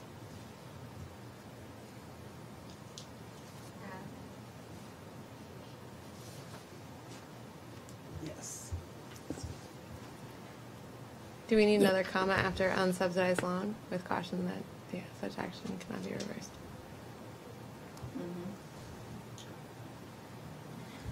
I tend to prefer more agnostic language in regulation, so the word caution is one that I'm not preferring. Can it just say and inform them? That's fine. Or maybe this is where we emphasize that such action cannot be reversed. And emphasize that such a.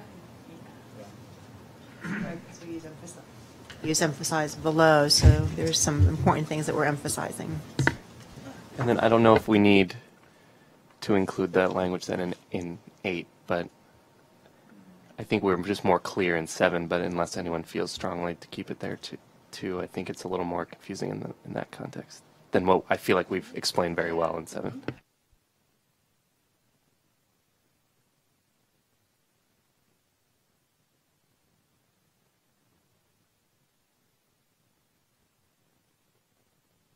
Are we liking this?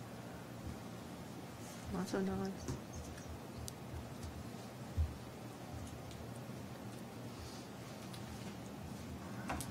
I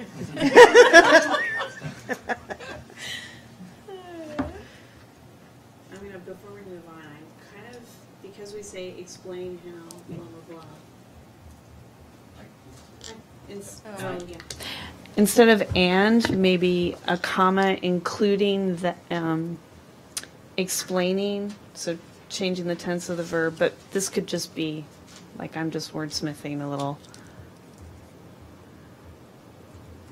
Including after Including loan. explaining. Yeah. Or including an explanation. Yeah, something that says this is in addition to the regular ways that it will be converted. And then that comma should the grant recipient know the service obligation.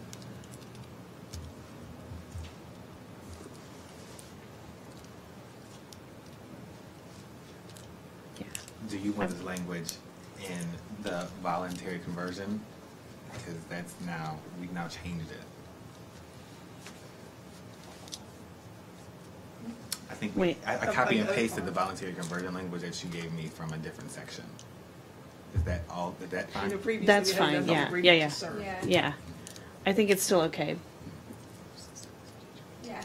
Well, because in the agreement here we're more concerned about that someone's going to opt in to a conversion that they probably shouldn't have opted into. In the ATS, it's just making them aware that they have the option to convert and should convert if they know they will not complete the service obligation, if I'm getting that right. Yeah? Okay. Mm-hmm.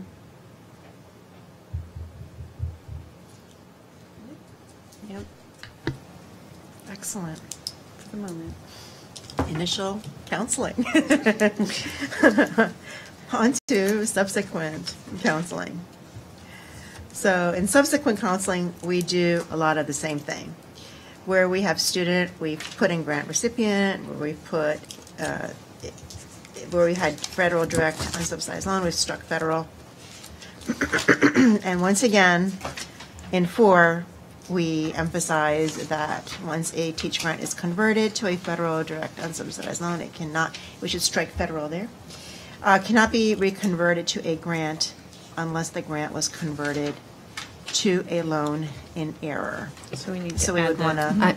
to, Yeah. I want to Determine. speak here and just take us back a little bit, Yes. Sophia. Yes. To the entrance counseling, because okay? again, in getting this ready for the primary committee members to read, I think we do need to insert something to define who's determining this error. That's what we were talking about as we move further in, deeper into this process. There's an opportunity for us to determine that process and then come back in and fill We'll that come in. back in and fill it Yeah. in. Yeah. So we should probably make a notation of that we'll return here as Yeah. well. Yeah. In the- Okay, where are we at now? So we're, Because they will surely Where ask we that determine question. that things are in error, flag all of those Okay. so that we can know to come back once we've worked out this process. Here. and in, it will appear in both, and also in subsequent and in exit counseling, when it'll be the same. We'll have conforming language and consistent language. They're all definitely through. going to have a question about that. I think that's, I think they will too.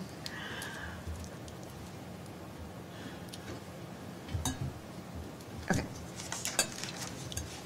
Were there any additional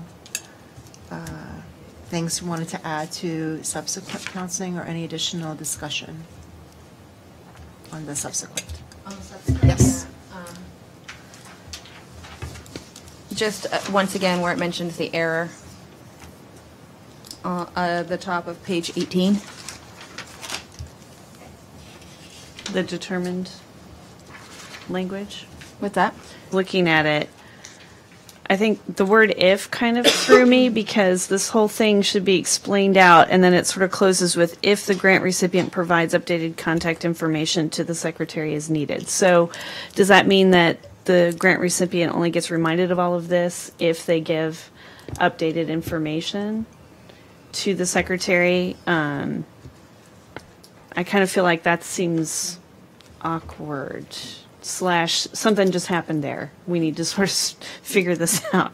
I think that there may be another 5, like explain that the grant recipient is required or to provide updated contact information to the secretary to ensure appropriate. I think we're going to get there. Aren't we going to get there? What's this whole? It's in the if language, though, in this, because as I read this whole thing, it sounds like you only get this information if you update the secretary. But remember, they're applying or they're filling out the agreement to serve every year. So every year they are communicating to the secretary. But this is about the secretary communicating with them. But the agreement to serve would only be if they're receiving another teach grant. They wouldn't Right. be doing that Oh, I every see. year. Yeah. you're Yeah, right. this is the exit, yeah. So would it be must complete the service obligation and the grant recipient must provide updated contact information to the secretary, period? Isn't that, I think Yeah. that's Yeah. So the recipient must complete the service obligation, scratch if the, and switch it to scratch if, add and the grant recipient, insert must, provide, so scratch that S on provides, updated confirmation to the secretary as needed, and then take out that semicolon. I'm wondering if we Or can just if we remove, separate it out or Right, yeah. something. just remove if the grant recipient provides updated contact fine. information to the secretary. I agree with that. I don't think it's needed right there. I It's agree. almost setting up a tit for tat scenario. Right, No. right. Yeah, that's what I didn't understand. Is like if you do this, then you get all that. It doesn't work. But is it something where in the Yeah, I really just want to make sure that the secretary and the department, that's important, and there's not we didn't get right? updated information, which I think is certainly really important, but hopefully that can be addressed at a different point. Is that something that and I haven't read every single detail in the exit interview language. Is that something that we need to emphasize? Is that the grant recipient needs to keep updated, keep the, I just don't know. I'm looking to the financial aid I people know it's helping in out. direct loan exit counsel. It's everywhere, and I Yeah, would and venture that's to why say I'm it's in thinking Teach it's Grant here. Exit about It's here. updating your contact information.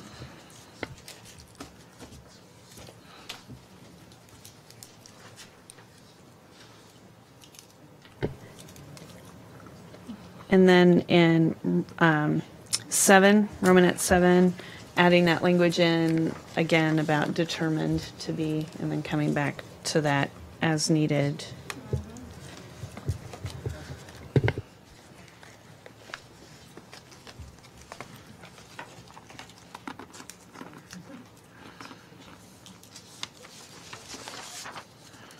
I also just wanted to flag that as we're figuring out what forms the teach recipient needs to submit back to the Department of Education to get service, that should also be integrated into the exit counseling with clarity so that they know, like, this is exactly when I have to send in my school year service form, et cetera, et cetera.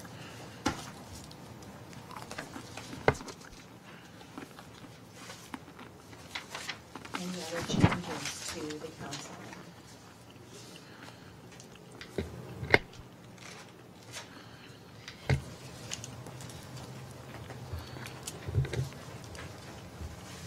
I do have one question. So throughout, in the exit count, so I'm looking at the subsequent counseling, and I'm looking at, I believe it's Romanet V. Yeah, review for the grant recipient information on the availability of the department's student loans ombudsman office. That's also in the initial too. Yeah, it's throughout. When you say information on the availability, what does that mean? Is that just to let recipients know that they should bring disputes to the ombudsman? No. Go ahead. Just that there is such a thing. Just that there is such a thing and the contact information for it. The website, essentially. Okay. Okay. Yeah.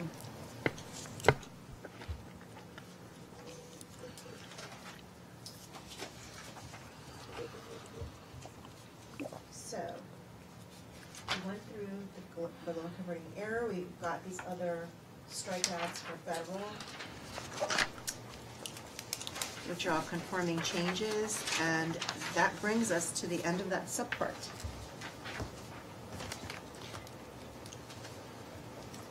So I kind of want to throw out the idea, see what you all think, of flagging this also as where, once we figure out what the process is, that we includes, the exit includes, if you find that you've been converted in error, you kind of step through the process or tell them what the process is. I would agree. Okay. So we would need to Add. add that as a.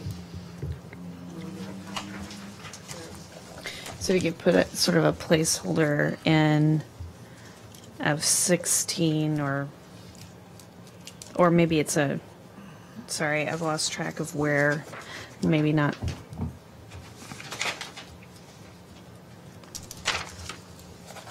Exit counseling is hefty.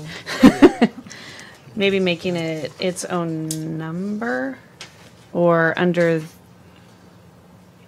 4, which is on page 18, where it says the exit counseling must. So I guess that goes into all these Roman numerals. So I guess making it 16, so that would be on page 20.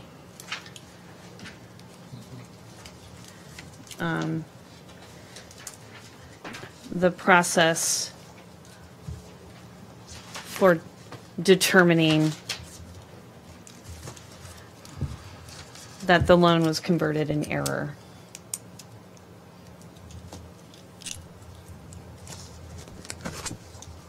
That may not, that's sort of a placeholder at the moment, just as it is.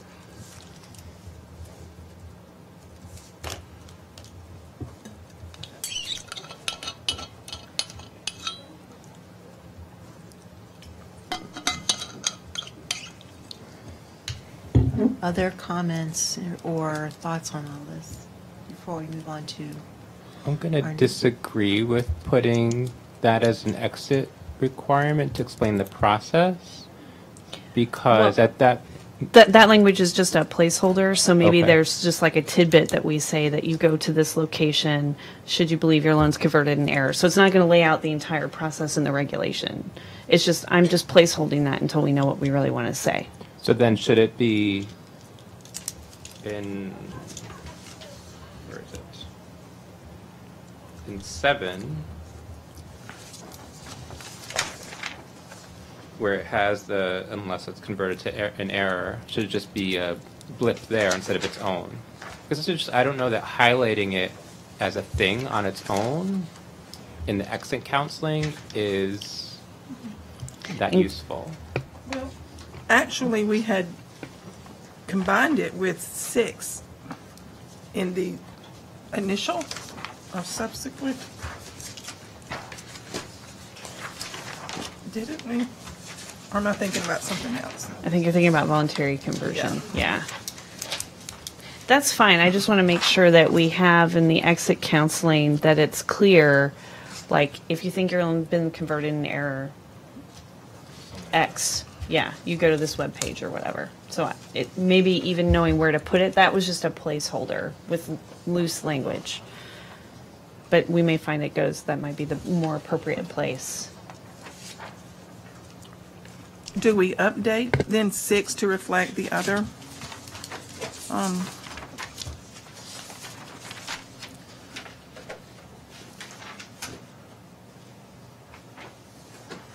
I don't have it, Aaron. I think you. I'm sorry. You can go up to 6. Yeah. I just believe it should read consistently through. Yeah, and I think it's a good reminder for students because they might discover as they're moving through, I'm done teaching or something else. But wouldn't it convert right away? So do we need to? On the exit side, since I guess it wouldn't convert right away. Yeah, sorry, taking that back.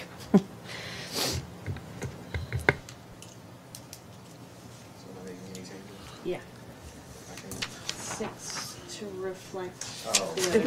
If we go back to 6, I think it was on the initial actually. And so 6 and 7 should be consistent. I might even suggest that it doesn't belong in exit at all, but rather with the conversion notification. What about also with the annual secretary reminder?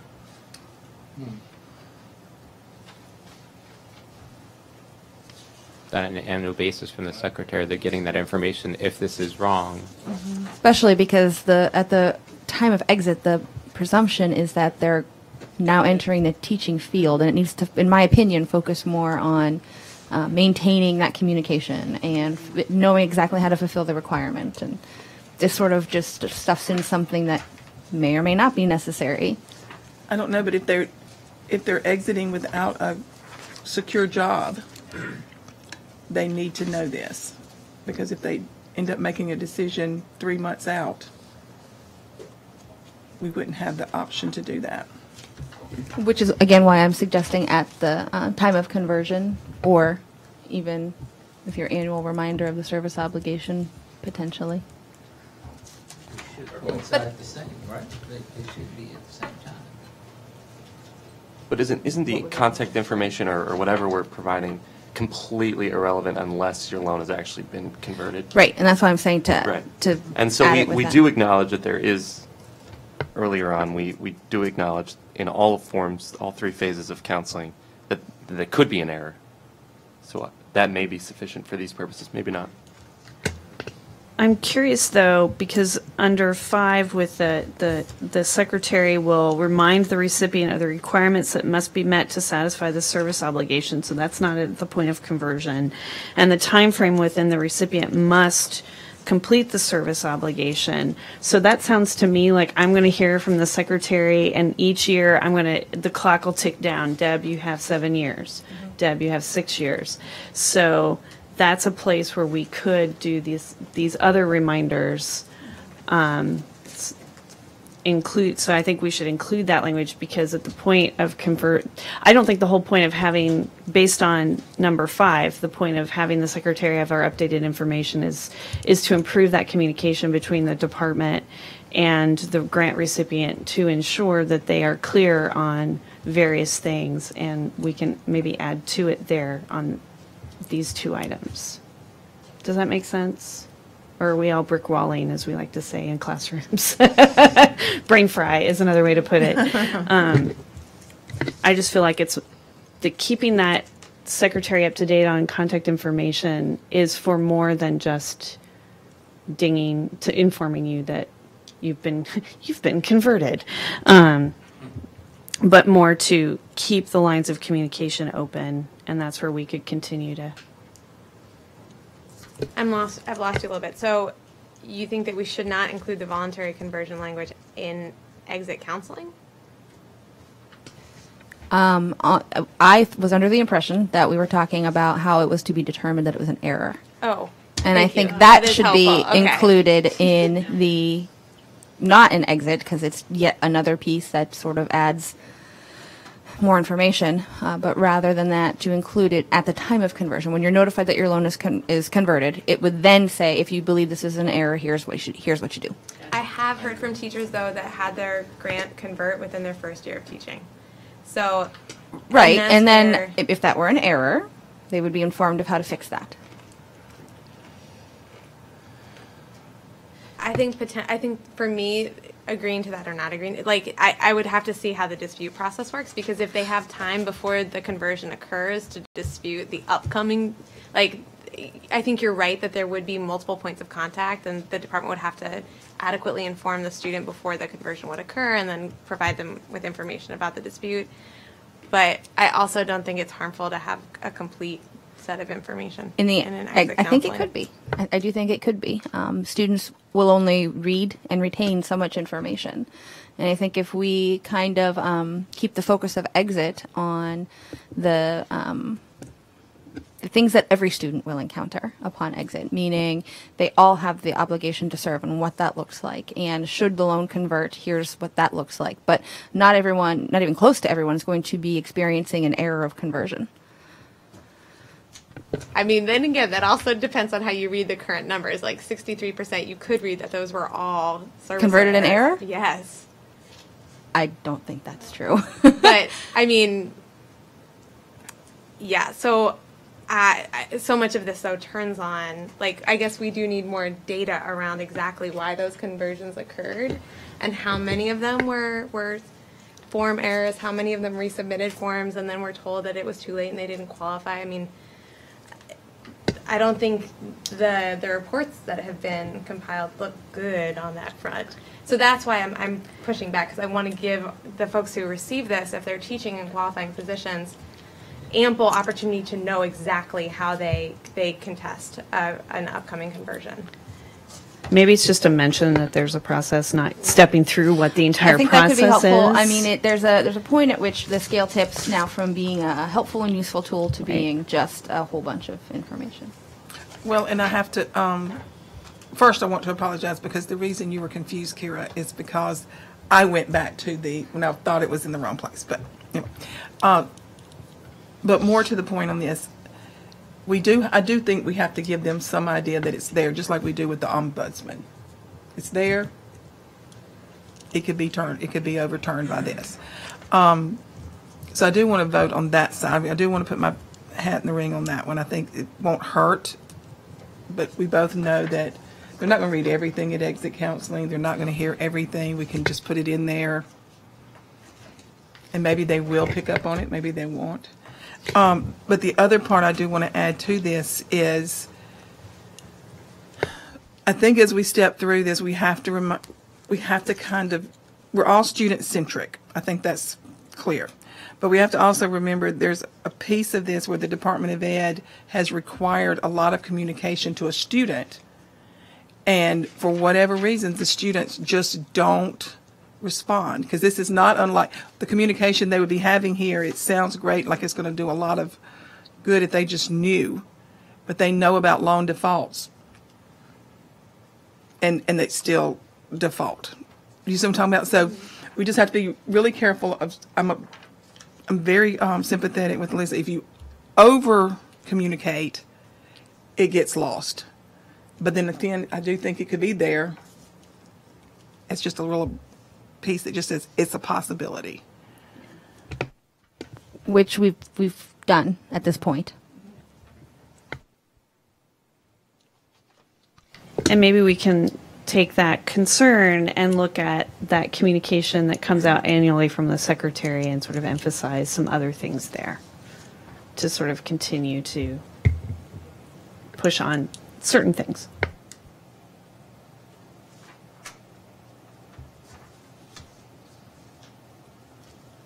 Any other discussion on this?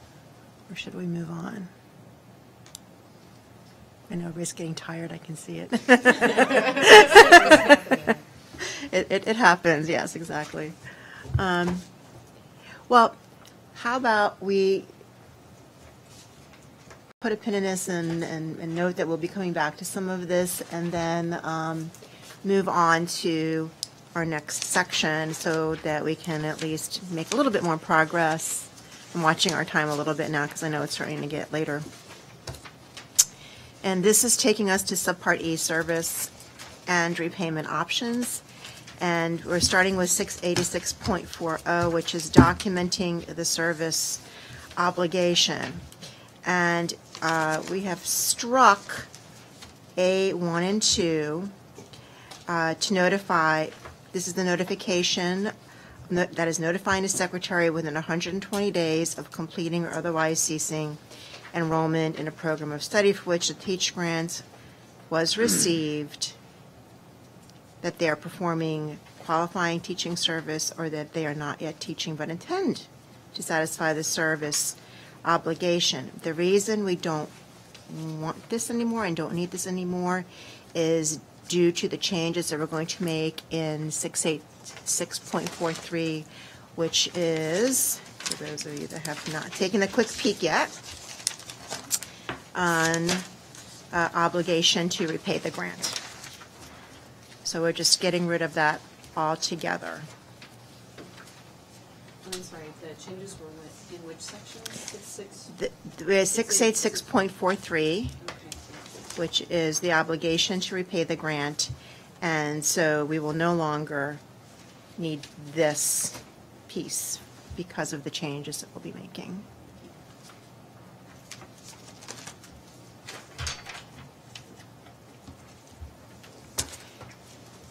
In A, now the stone to that is, now we have new A, which to which we have now added or educational service agency. If the grant recipient is performing full-time teaching service in accordance with the agreement to serve, yes, we will have to change the agreement to serve to the longer name, or agreements to serve, the grant recipient must, upon completion of each of the 4 required elementary, secondary years of teaching by the secretary, documentation, the teaching service on the form approved by secretary, certified, so on and so on. And that's that, again, we're adding in the educational service agency in which the grant recipient is teaching. The documentation must show that the grant recipient taught full-time in a low-income school as a highly qualified teacher. So here we've struck some language above that, which relates to the determination of whether a school or ESA qualifies as a low-income school. And instead we moved this to the definition of school or educational service agency serving low-income students, low-income school.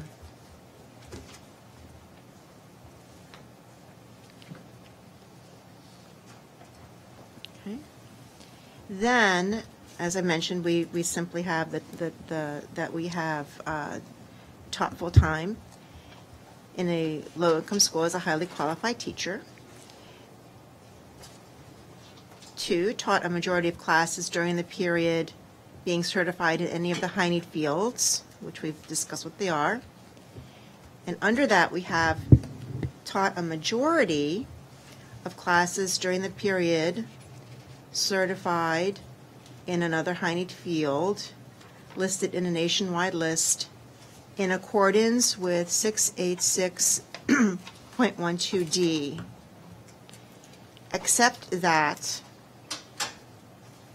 a grant recipient cannot satisfy the requirements of the agreement to serve by teaching in, and we'll come back to that. I just want to first note that we have put in this cross-reference in accordance with 686.12D so that we don't have to, basically it removes the redundant language regarding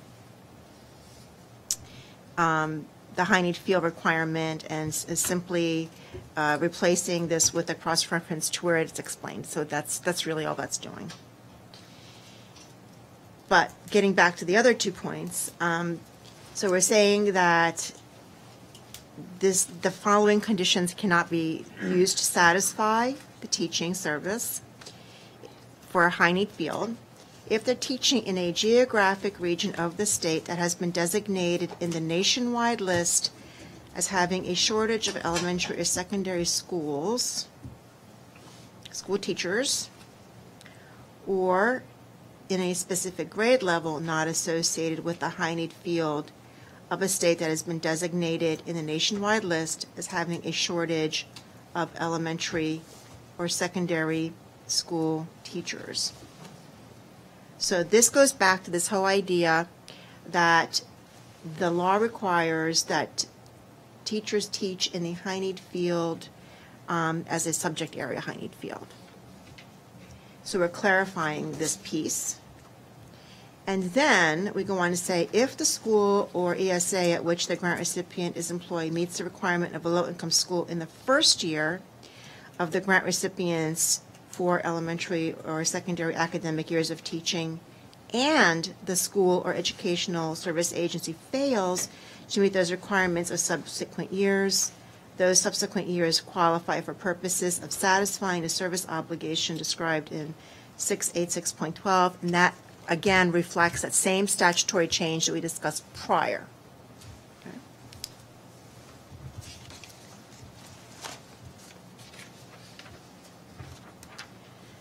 So in number, looks like B3, we are adding a condition for, this is again for the purposes of the service obligation. The elementary or secondary academic year may be counted as one of the grant recipients for complete elementary or secondary academic years if the grant recipient completes at least 1/2 of the elementary or secondary academic year, and the grant recipient's school employer considers the grant recipient to have fulfilled his or her contract requirements for the elementary or secondary academic year for purposes of salary increases, so on and so forth. If the grant recipient is unable to complete an elementary or secondary year due to residing in or being employed in a federally declared major disaster area as defined in the Robert T. Stafford Disaster Relief and Emergency Assistance Act. So this would be a new circumstance that would allow less than a year of full-time teaching to be counted as the year, 1 year of a grant recipient's required 4 completed elementary and secondary years of teaching. And then finally, we add again to D that a grant recipient who taught in one or more qualifying school or qualifying educational service agency during an elementary or secondary academic year and demonstrates that teaching service is equivalent of full-time, as supported by the certification of one or more chief administrative officers of the schools or educational service agencies involved, is considered to have completed 1 elementary or secondary academic year of qualified teaching. So we're pulling in the ESAs into that as well. Too much. I'm still you were reading out loud, and I was still trying to read through and make sure that I'll I give everybody a moment understood. to, just give everybody a moment to see if there's any comments or any language changers or anything else that we need to discuss in this section.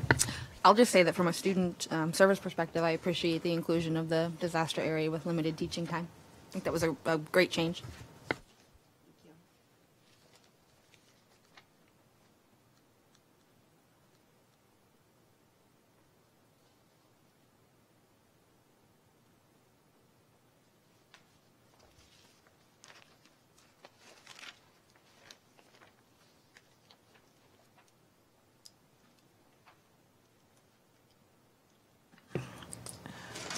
I will just put this out there, while I understand the intent, and as we read it through, the language in,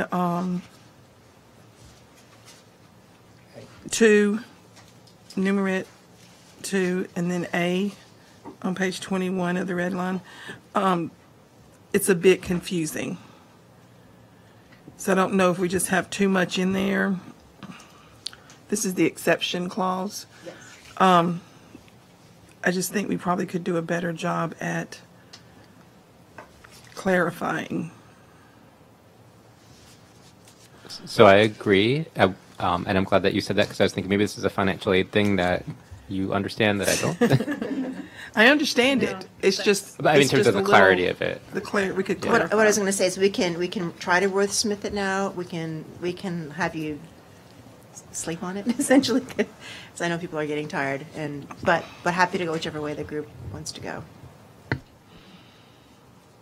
We can note it to come back to if you feel like this is not the time.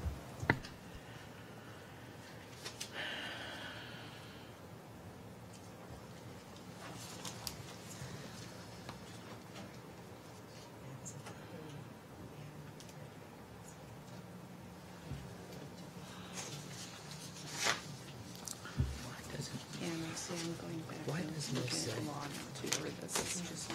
It's just not easy. Why doesn't it say that satisfy the teaching requirements? Period.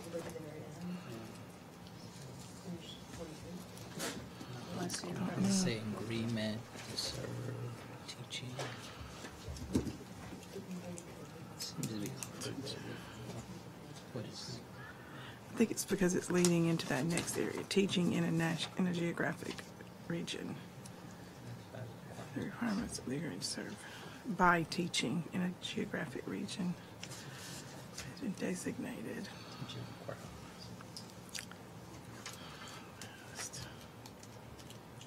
You still get the same thing if you end with agreement, huh? Satisfy the requirements.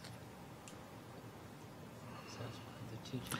Maybe if we just drop the line where it's A and then to B, maybe that's, Well, yeah, structurally it's awkward. yeah, It's hard to right between the envision. or and the B. Can we just drop that like to? There's a couple times where the actual structure is such that it doesn't make. Yeah, I think so. Yeah. I think that's where we were getting all lost into the flow of it, because that makes it read a little more. It's funny how we get involved in the formatting.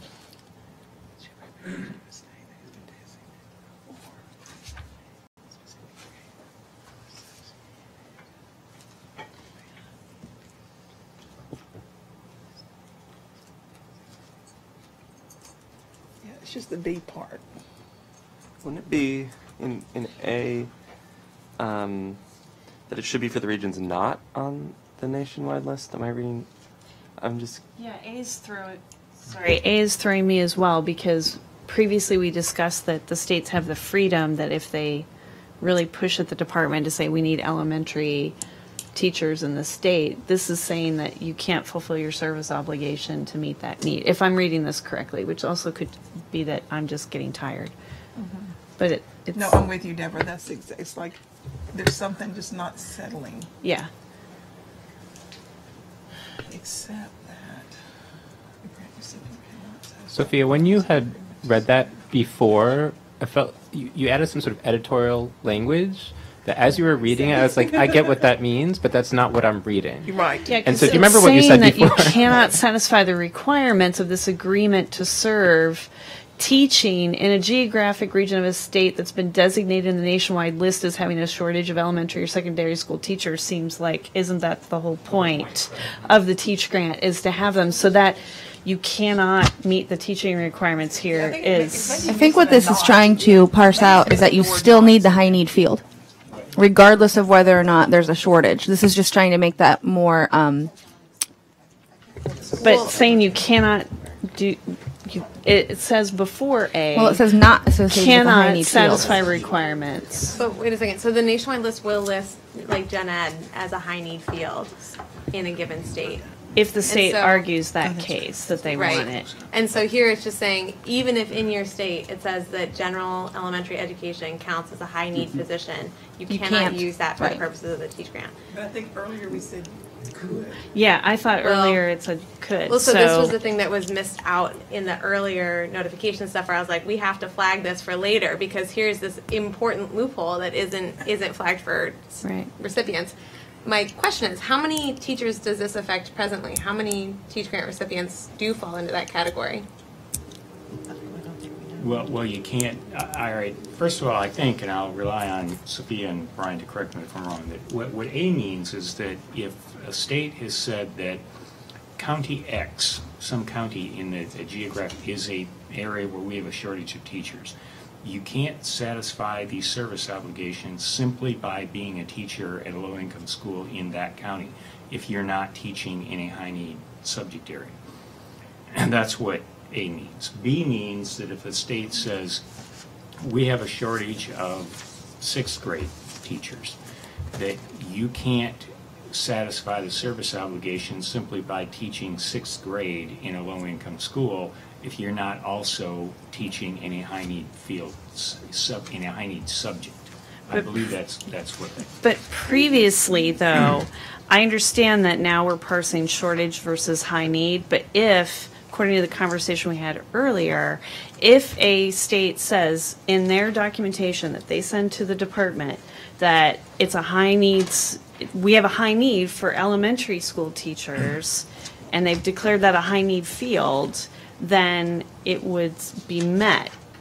And now this is saying If it was no. on the list that's cited up there, I believe you're correct still. Because it's not because of a grade level, it's not because of a region, it would be on the list of high need fields at that point. But it says a specific grade level not associated with a high need field. Right, so I it believe what would that be means, associated with a high need If it was field in associated, her. if you said there's a shortage of sixth grade math teachers or something, then, but you're teaching math as a high need field anyway, so it doesn't Right, matter. it wouldn't matter.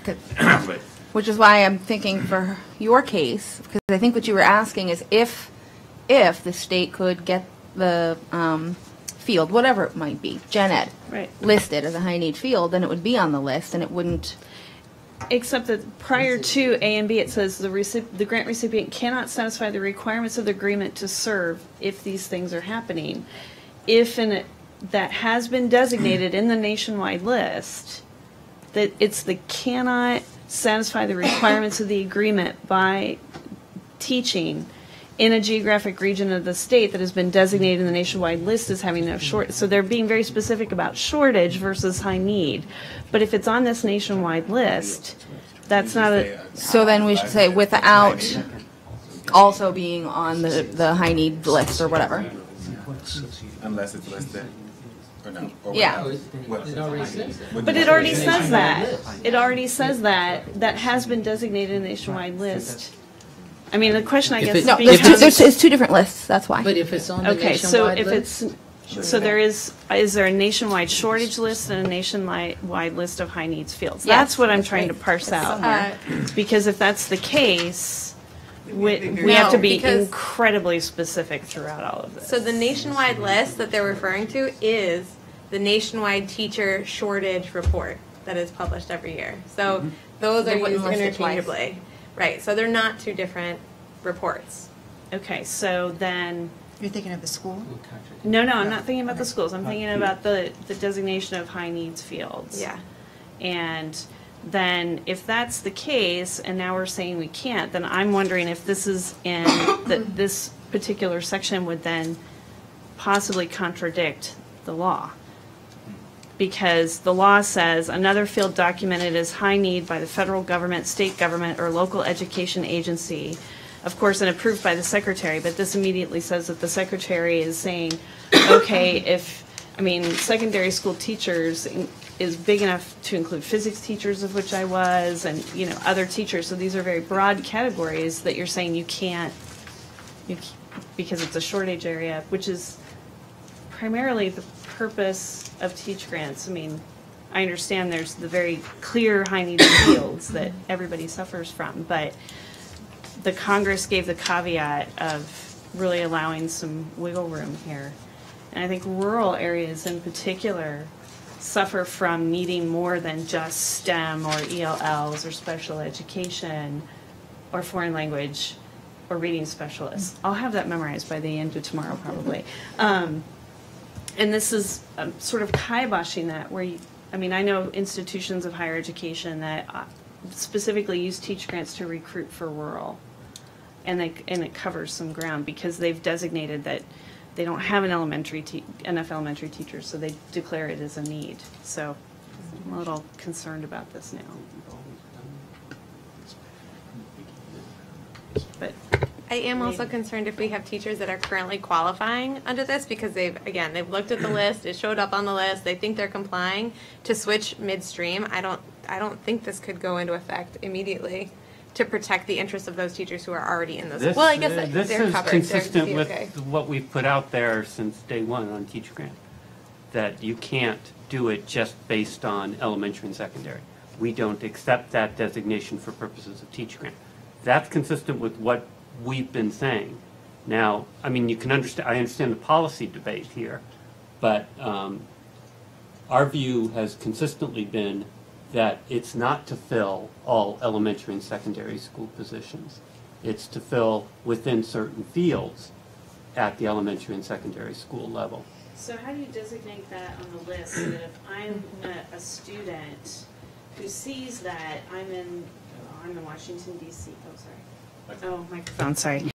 How do you designate that in the list so that I, as a student, I go and I've studied and I want to teach in D.C., and I've looked at the list and I've seen that that's a shortage area, so I think that I fit everything, and then it's not, yeah, right, and then I'm converted, or something like that. I think now also it sort of matters, what is this list, how is it stated, and how do we communicate to the students who are engaging in this around the list, and where they go from there.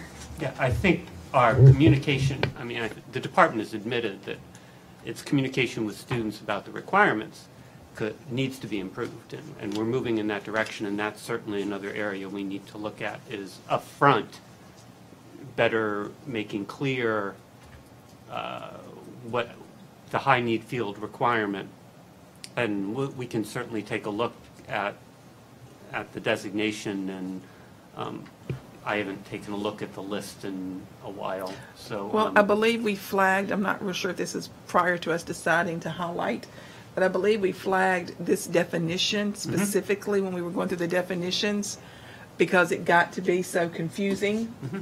And we were talking about what is the nationwide list? What is the state list? What is the local list? And how, but that might be the point of the clarification is finding a way to describe that list that's not as generic as just a nationwide list. Because then they go to a nationwide list and they look at the whole thing. So all the way through this, there's a lot of... is the shortage list. Sorry to interrupt. A lot of our language in here just says nationwide list. Some of it says nationwide list by the state or something, but even that, it gets confusing. But we just need to find maybe a better terminology for that to say certain fields on the nationwide list. Or do we? I understand that that's been how the department has thought about it for some time, but Deb read the statute, and they do provide some latitude. So I am wondering if we have to think of it this way. Yeah, why are we bound to the teacher shortage, the national teacher shortage? areas list. Well, I think their point here, and correct me where I'm wrong, I'm looking at the department, is that because they are using this list, they're trying to like collapse it in more. And I think what we're trying to say is maybe we don't collapse it in more. Can we create space for those areas that need elementary school or need secondary school teachers? Like maybe they don't have a PE teacher. Maybe they don't have, you know, something that's not English as a second language or special ed or the STEM fields or foreign language. I mean, there are some places that are just desperate. And even not just rural areas. I mean, there are hundreds of classrooms empty in Nevada right now, no teacher in the room. So I think that while there's a high needs focus, and I understand that too by statute, the latitude is there and the desperate need. This would be an amazing way for the federal government to say, we get it, and here, let's go. We're going to help by not limiting. Can we do that in here? We can, But you have a bit of the latitude within the statute to really look at, and maybe even, you know, and I'm not saying just like woohoo, go crazy, right? But that if you know a state government or an LEA says this is a high need, it's that we recognize that as we work through this process. I guess for me, the question is, what is the real rationale for having the nationwide list if that's not what we're using? Right? That's a good point too. Why does it exist? Right. And so, I mean, if we could be clear on that, the other part of that is if it's not really a nationwide list that we're using, then we need to take that out of A and just talk about the geographic and regional shortages, right, for elementary and secondary. But otherwise, if we're using the nationwide list on everything that we've talked about thus far, it needs to be clear that that's our aim, to fulfill the needs of the nation, as by the nationwide list. So up until this piece of the regulation, it's very clear to me what the requirements are, and it spells out clearly these are the requirements. But then there's this one little piece that says, and these are not the requirements, and so that confuses me as to why you need to put why are we compelled to put in an anti-requirement? Can we just leave it at these are the requirements? And because this confuses me, because if I was I'm reading and thinking, I don't know what that means in relation to what the requirements are. So what does this get us by putting it in, I guess is the question. I know it's in there partially already, but. Yeah, I think we're including it because it's a significant restriction on who would be eligible. So I think we have to say that. Whether it needs to be in a different place may be an appropriate, something to look at. Well, I mean, when this was originally enacted, and when we did the regs on this many years ago, our understanding was it was supposed to be fairly consistent with the Perkins Loan teacher cancellation program and loan forgiveness for teachers in FEL and direct loan, which are limited. You know, you don't get them for overall teaching at a certain level. So that's where our starting point has been consistently. Now, if we were somehow to find statutory authority to expand it, it would cost the government money, which means these regs would cost the government money, which means we have to have an offset. Or at least talk about, you know, in our, so. You don't need an offset because it's mandatory money. So this is money that rolls out the door. Well, it's not clear that, you know, we still have to address that in our cost-benefit analysis. And in our dealings with OMB. But I'm not saying that's off the table. That's not up to me. I'm just saying where we were in the past, that's why the regs were done that way in the past, is because we saw this as a more limited, not overall level-based. I understand. I'm curious as to sort of if we look at the, could you drop 3 and sort of scroll up a bit? Because right there's good. So we have, if we just look at the language in black, it says taught a majority of classes during the period being certified in another high need field listed in the nationwide list, except that, and I guess, are we missing other words? Satisfy the requirements of the agreement to serve. Like, it seems like what's there originally. Actually, hold on a second. I just want to read what is in the original. And it's 40. Sorry, folks. Make the strikeout, so we're in the original, right?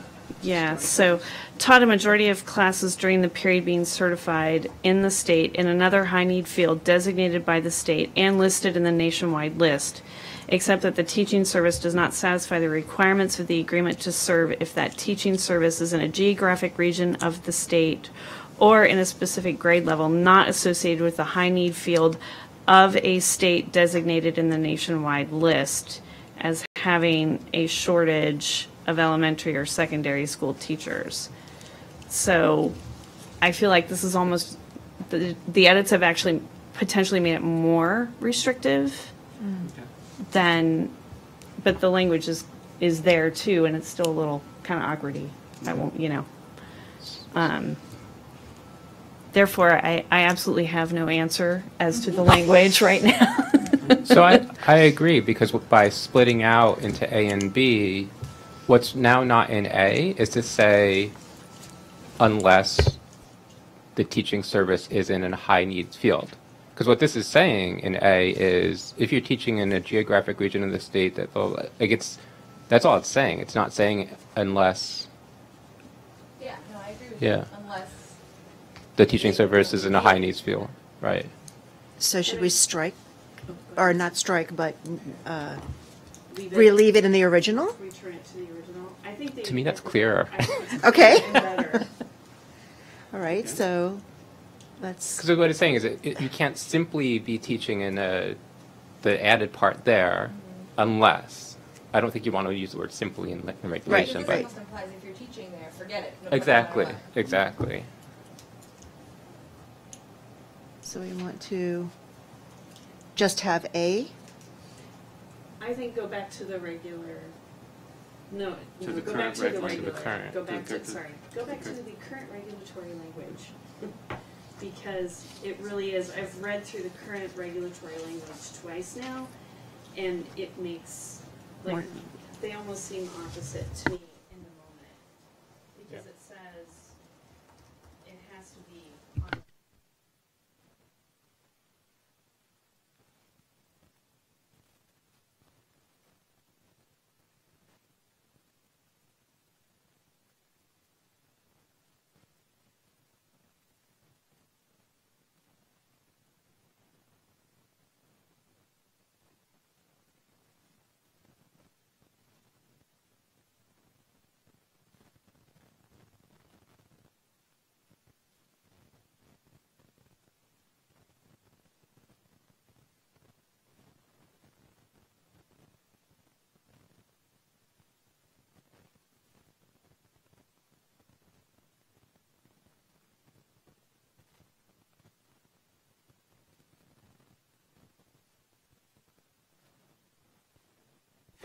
In light of this discussion, is there some way that we can encourage states to act on their own behalf in those areas that that this falls short? Because we're clearly saying there's a clear divide between what the states are saying they are short in regarding the teaching workforce and what we're able to provide here. I don't know how we do that. I'm just saying it seems like it's an obvious indication that we need to communicate a little bit differently, because I think the states were looking at this grant to help fulfill some of those needs, and we've just made it very clear as to why we can't.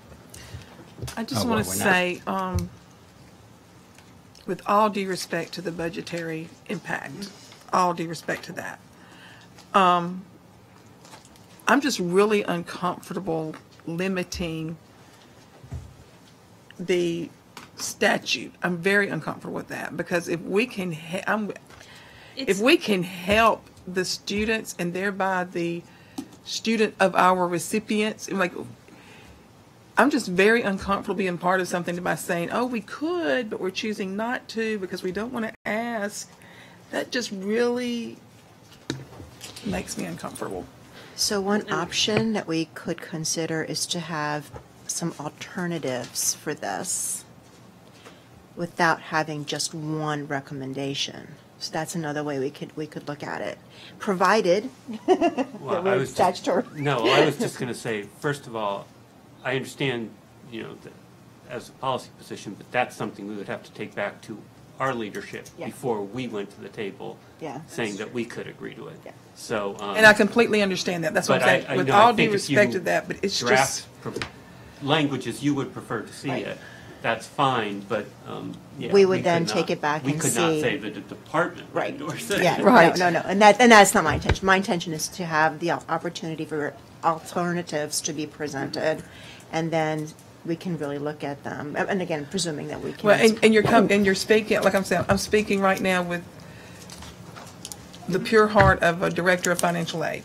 If there is money that has been allowed for me to award to students, I'm like all in it. I may have to go ask for permission. I may have to go and beg. I may have to go and compromise on something else. But this is just, I just feel really uncomfortable, like locking away a secret and saying, oh, it's there, but we're just going to ignore. You know what I'm talking about? I'm just really uncomfortable with that. On this particular issue, too, I think part of the challenge in the regulatory language, and so we go from the statute that says, state, local, yada, and in this particular version, and I think maybe this is also still part of my challenge, is that even as the reg is written right now, it says certified in a state that's been designated by the state and listed in the nationwide list. So I think getting some better understanding of this nationwide list. I'm not sure exactly what I'm asking for. Maybe it's having the nationwide list so we can all look at it on paper, not asking everybody to read online or something, so that we have a sense, because many things seem to teeter on this list. And that might be helpful as we move forward to maybe have somebody who works on this list in here, talks about the process so that we're clear on how the list is produced, so that we are hitting what the options are in the law as Congress wrote, and giving latitude where needed, and also looking at the word shortages, and we're in a very different place than we were when the law was written. Mm-hmm. So I think that's also something else that may or may not, and I understand this is not necessarily something we can always work out in regulation, but it is something that could be helpful if we look at this moving forward. I mean, this was passed law in 2008, so went through iterations prior to that, and we're just in a very different. High needs has almost a different meaning now than it did, a decade ago. Doesn't mean we can always change it in regulation. I understand that. I understand we're guided by statute. But if that would be something the department could help us out with, I think we would all benefit from that. And then turning the eye to the reg and seeing what we can do there. Cool, thanks. I don't know what I just asked for, but go. No. I think you're basically looking to see what does one of these lists look like, I think is what I'm hearing. And how, what does it look like? What are the words? Did the list say high needs? Does it say shortages? Maybe even how, a little bit of a deeper understanding how it's produced. And maybe somewhere, sorry. No, I cut you off. And that can help us communicate as well. That's an important piece here, right? I mean, one of the main reasons we're here is so we don't have these conversions and folks aren't caught off guard, and so for there to be a real clear understanding, and if we need to modify something in counseling or something like that, so that there is something that's, if we're divvying up a list in some way. But learning more about it would be really helpful.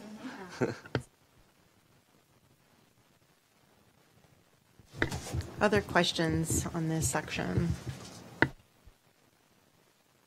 Or comments?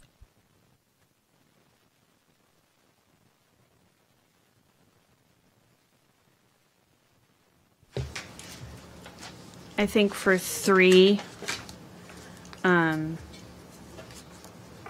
that's just something I think is appreciated by probably all of us around the table, including the recipients, because sometimes they can't always, the school, people move, and the income range of a school or school district changes, so.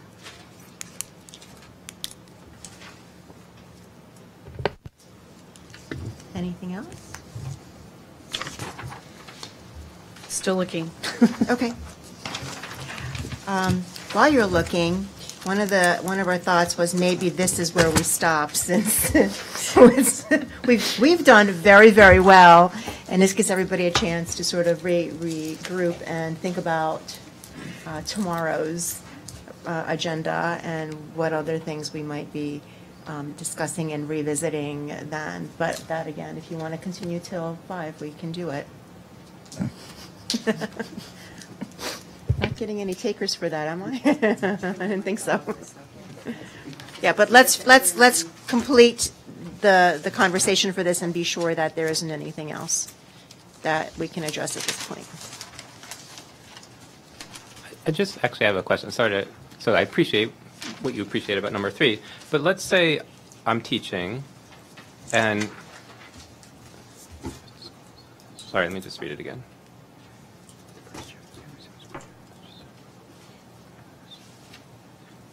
Let's say that I'm teaching, and in the second year of my teaching, that school is then considered low income, and for the second and the third year it is, but then the fourth year it is not. Can those 2 years be applicable? Because it wasn't the first year that it was considered, but... I see. So you're looking at it as, this is like, I agreed to go teach at this low-income school, and in my first year it was, and then all of a sudden, boom, it's not. No, I'm saying actually you went to a school and you knew it wasn't low income, but in the second year it actually became low income. Oh, I see. No. And I don't know, maybe this is just unnecessarily complicated. Are you asking if you can retroactively? So do you need to specify that you can't retroactively count, but also because that, is this first year of... I think one of the things too to remember is that it's not 4 consecutive years over the course of 8. So if you happen to just land at that school and it's not low income, that year doesn't count. Right. But if it transitions, then you could immediately start to say, but now I'm low income, and yeah, I don't have to move because here we go. I'm meeting my service obligation. So if it's... but What if it flip-flops about certain years and not other. yeah. What if it flip-flops again? Right. Because we have regulations stating that if you began in it and it was, Then it and then there's a change, That follows they through. all count. That would still work because it's the first year of the grant recipients for elementary or secondary academic years of teaching that qualify for the Yes, service. okay, thank you. So if it's year 2 of your service at the school, it's only year 1 of your qualifying service. Ah. So you're okay. I see. Okay. I don't know where we're sort of drawing the line, but we can do that. We're drawing the line at, tomorrow we would start with periods of no. suspension is where we would start. Say again? We would start tomorrow with periods of suspension and continue our walkthrough of our proposals. Okay, I just had just a quick question. Yes. I guess we're still in 686.40. So in 2 that's struck, right in the same area we've been working for a while now, was that struck to sort of, is that kind of reworked in 3? Mm-hmm. Okay. but the same concept there. I've been trying to compare them, and I think my brain is. Yeah, there are a couple places where we move things around and just, Yes. yeah. Thank you. Yeah, again, that sort of old language speaks to by the state in the nationwide list, so that list has become the dark horse in the room or something.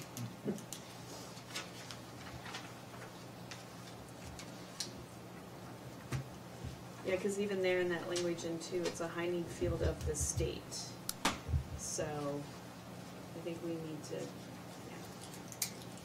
I'll stop on the list in the state. And you guys are all going to go drinking or whatever you do. Don't say the word nationwide or list. And if you can avoid state, avoid that too. So, okay. So I think, are we good then to start tomorrow with point 41, periods of suspension? I think we will try to locate some information. What we can, we will bring. We will update. We'll be able to have copies of the updated versions. Do you think? Can we? Yes. That'd be amazing. Yeah, physical copies. Yes. Yeah. Yeah. Okay. Perfect. That then we can. Now, I will let you all know that when I first saved this, some of the changes were reverted to author, unfortunately, and my coworker came and changed it. So the first 10 changes, just give me a Looks second. like you did all the I'm changing. gonna try and fix it before I read. Okay. Thank you. If I missed one or two. And we may have some other things that we'll try to grab for people and see how successful we are. So we'll try to have as much as we can for you for tomorrow morning. And is there anything else that we would want? That's a really good question. Well, we have this room tomorrow, so you can leave the table tents, the name tags. Anything you feel comfortable leaving. Yeah. I wouldn't leave any personal. About like the accreditation piece and everything. I've already got it printed out if I run. Oh, yeah, no, you can definitely leave. I don't think anybody will be here moving anything, will they? Yeah. I think there's some people without name tags. You want one? You want one? I mean, I feel like you probably know me by now. I just loan out my tag. I put it right on the back. Scroll it out. Yeah, I have one, and I didn't even know I had one. It's like, oh, there it I is. think we all know each other. Yes. Thank you very much for today. I really appreciate it. The department appreciates it, and everybody that's interested in Teach Grants, I know, appreciates this. And we will pick this up again tomorrow, bright and early. Have a nice evening. If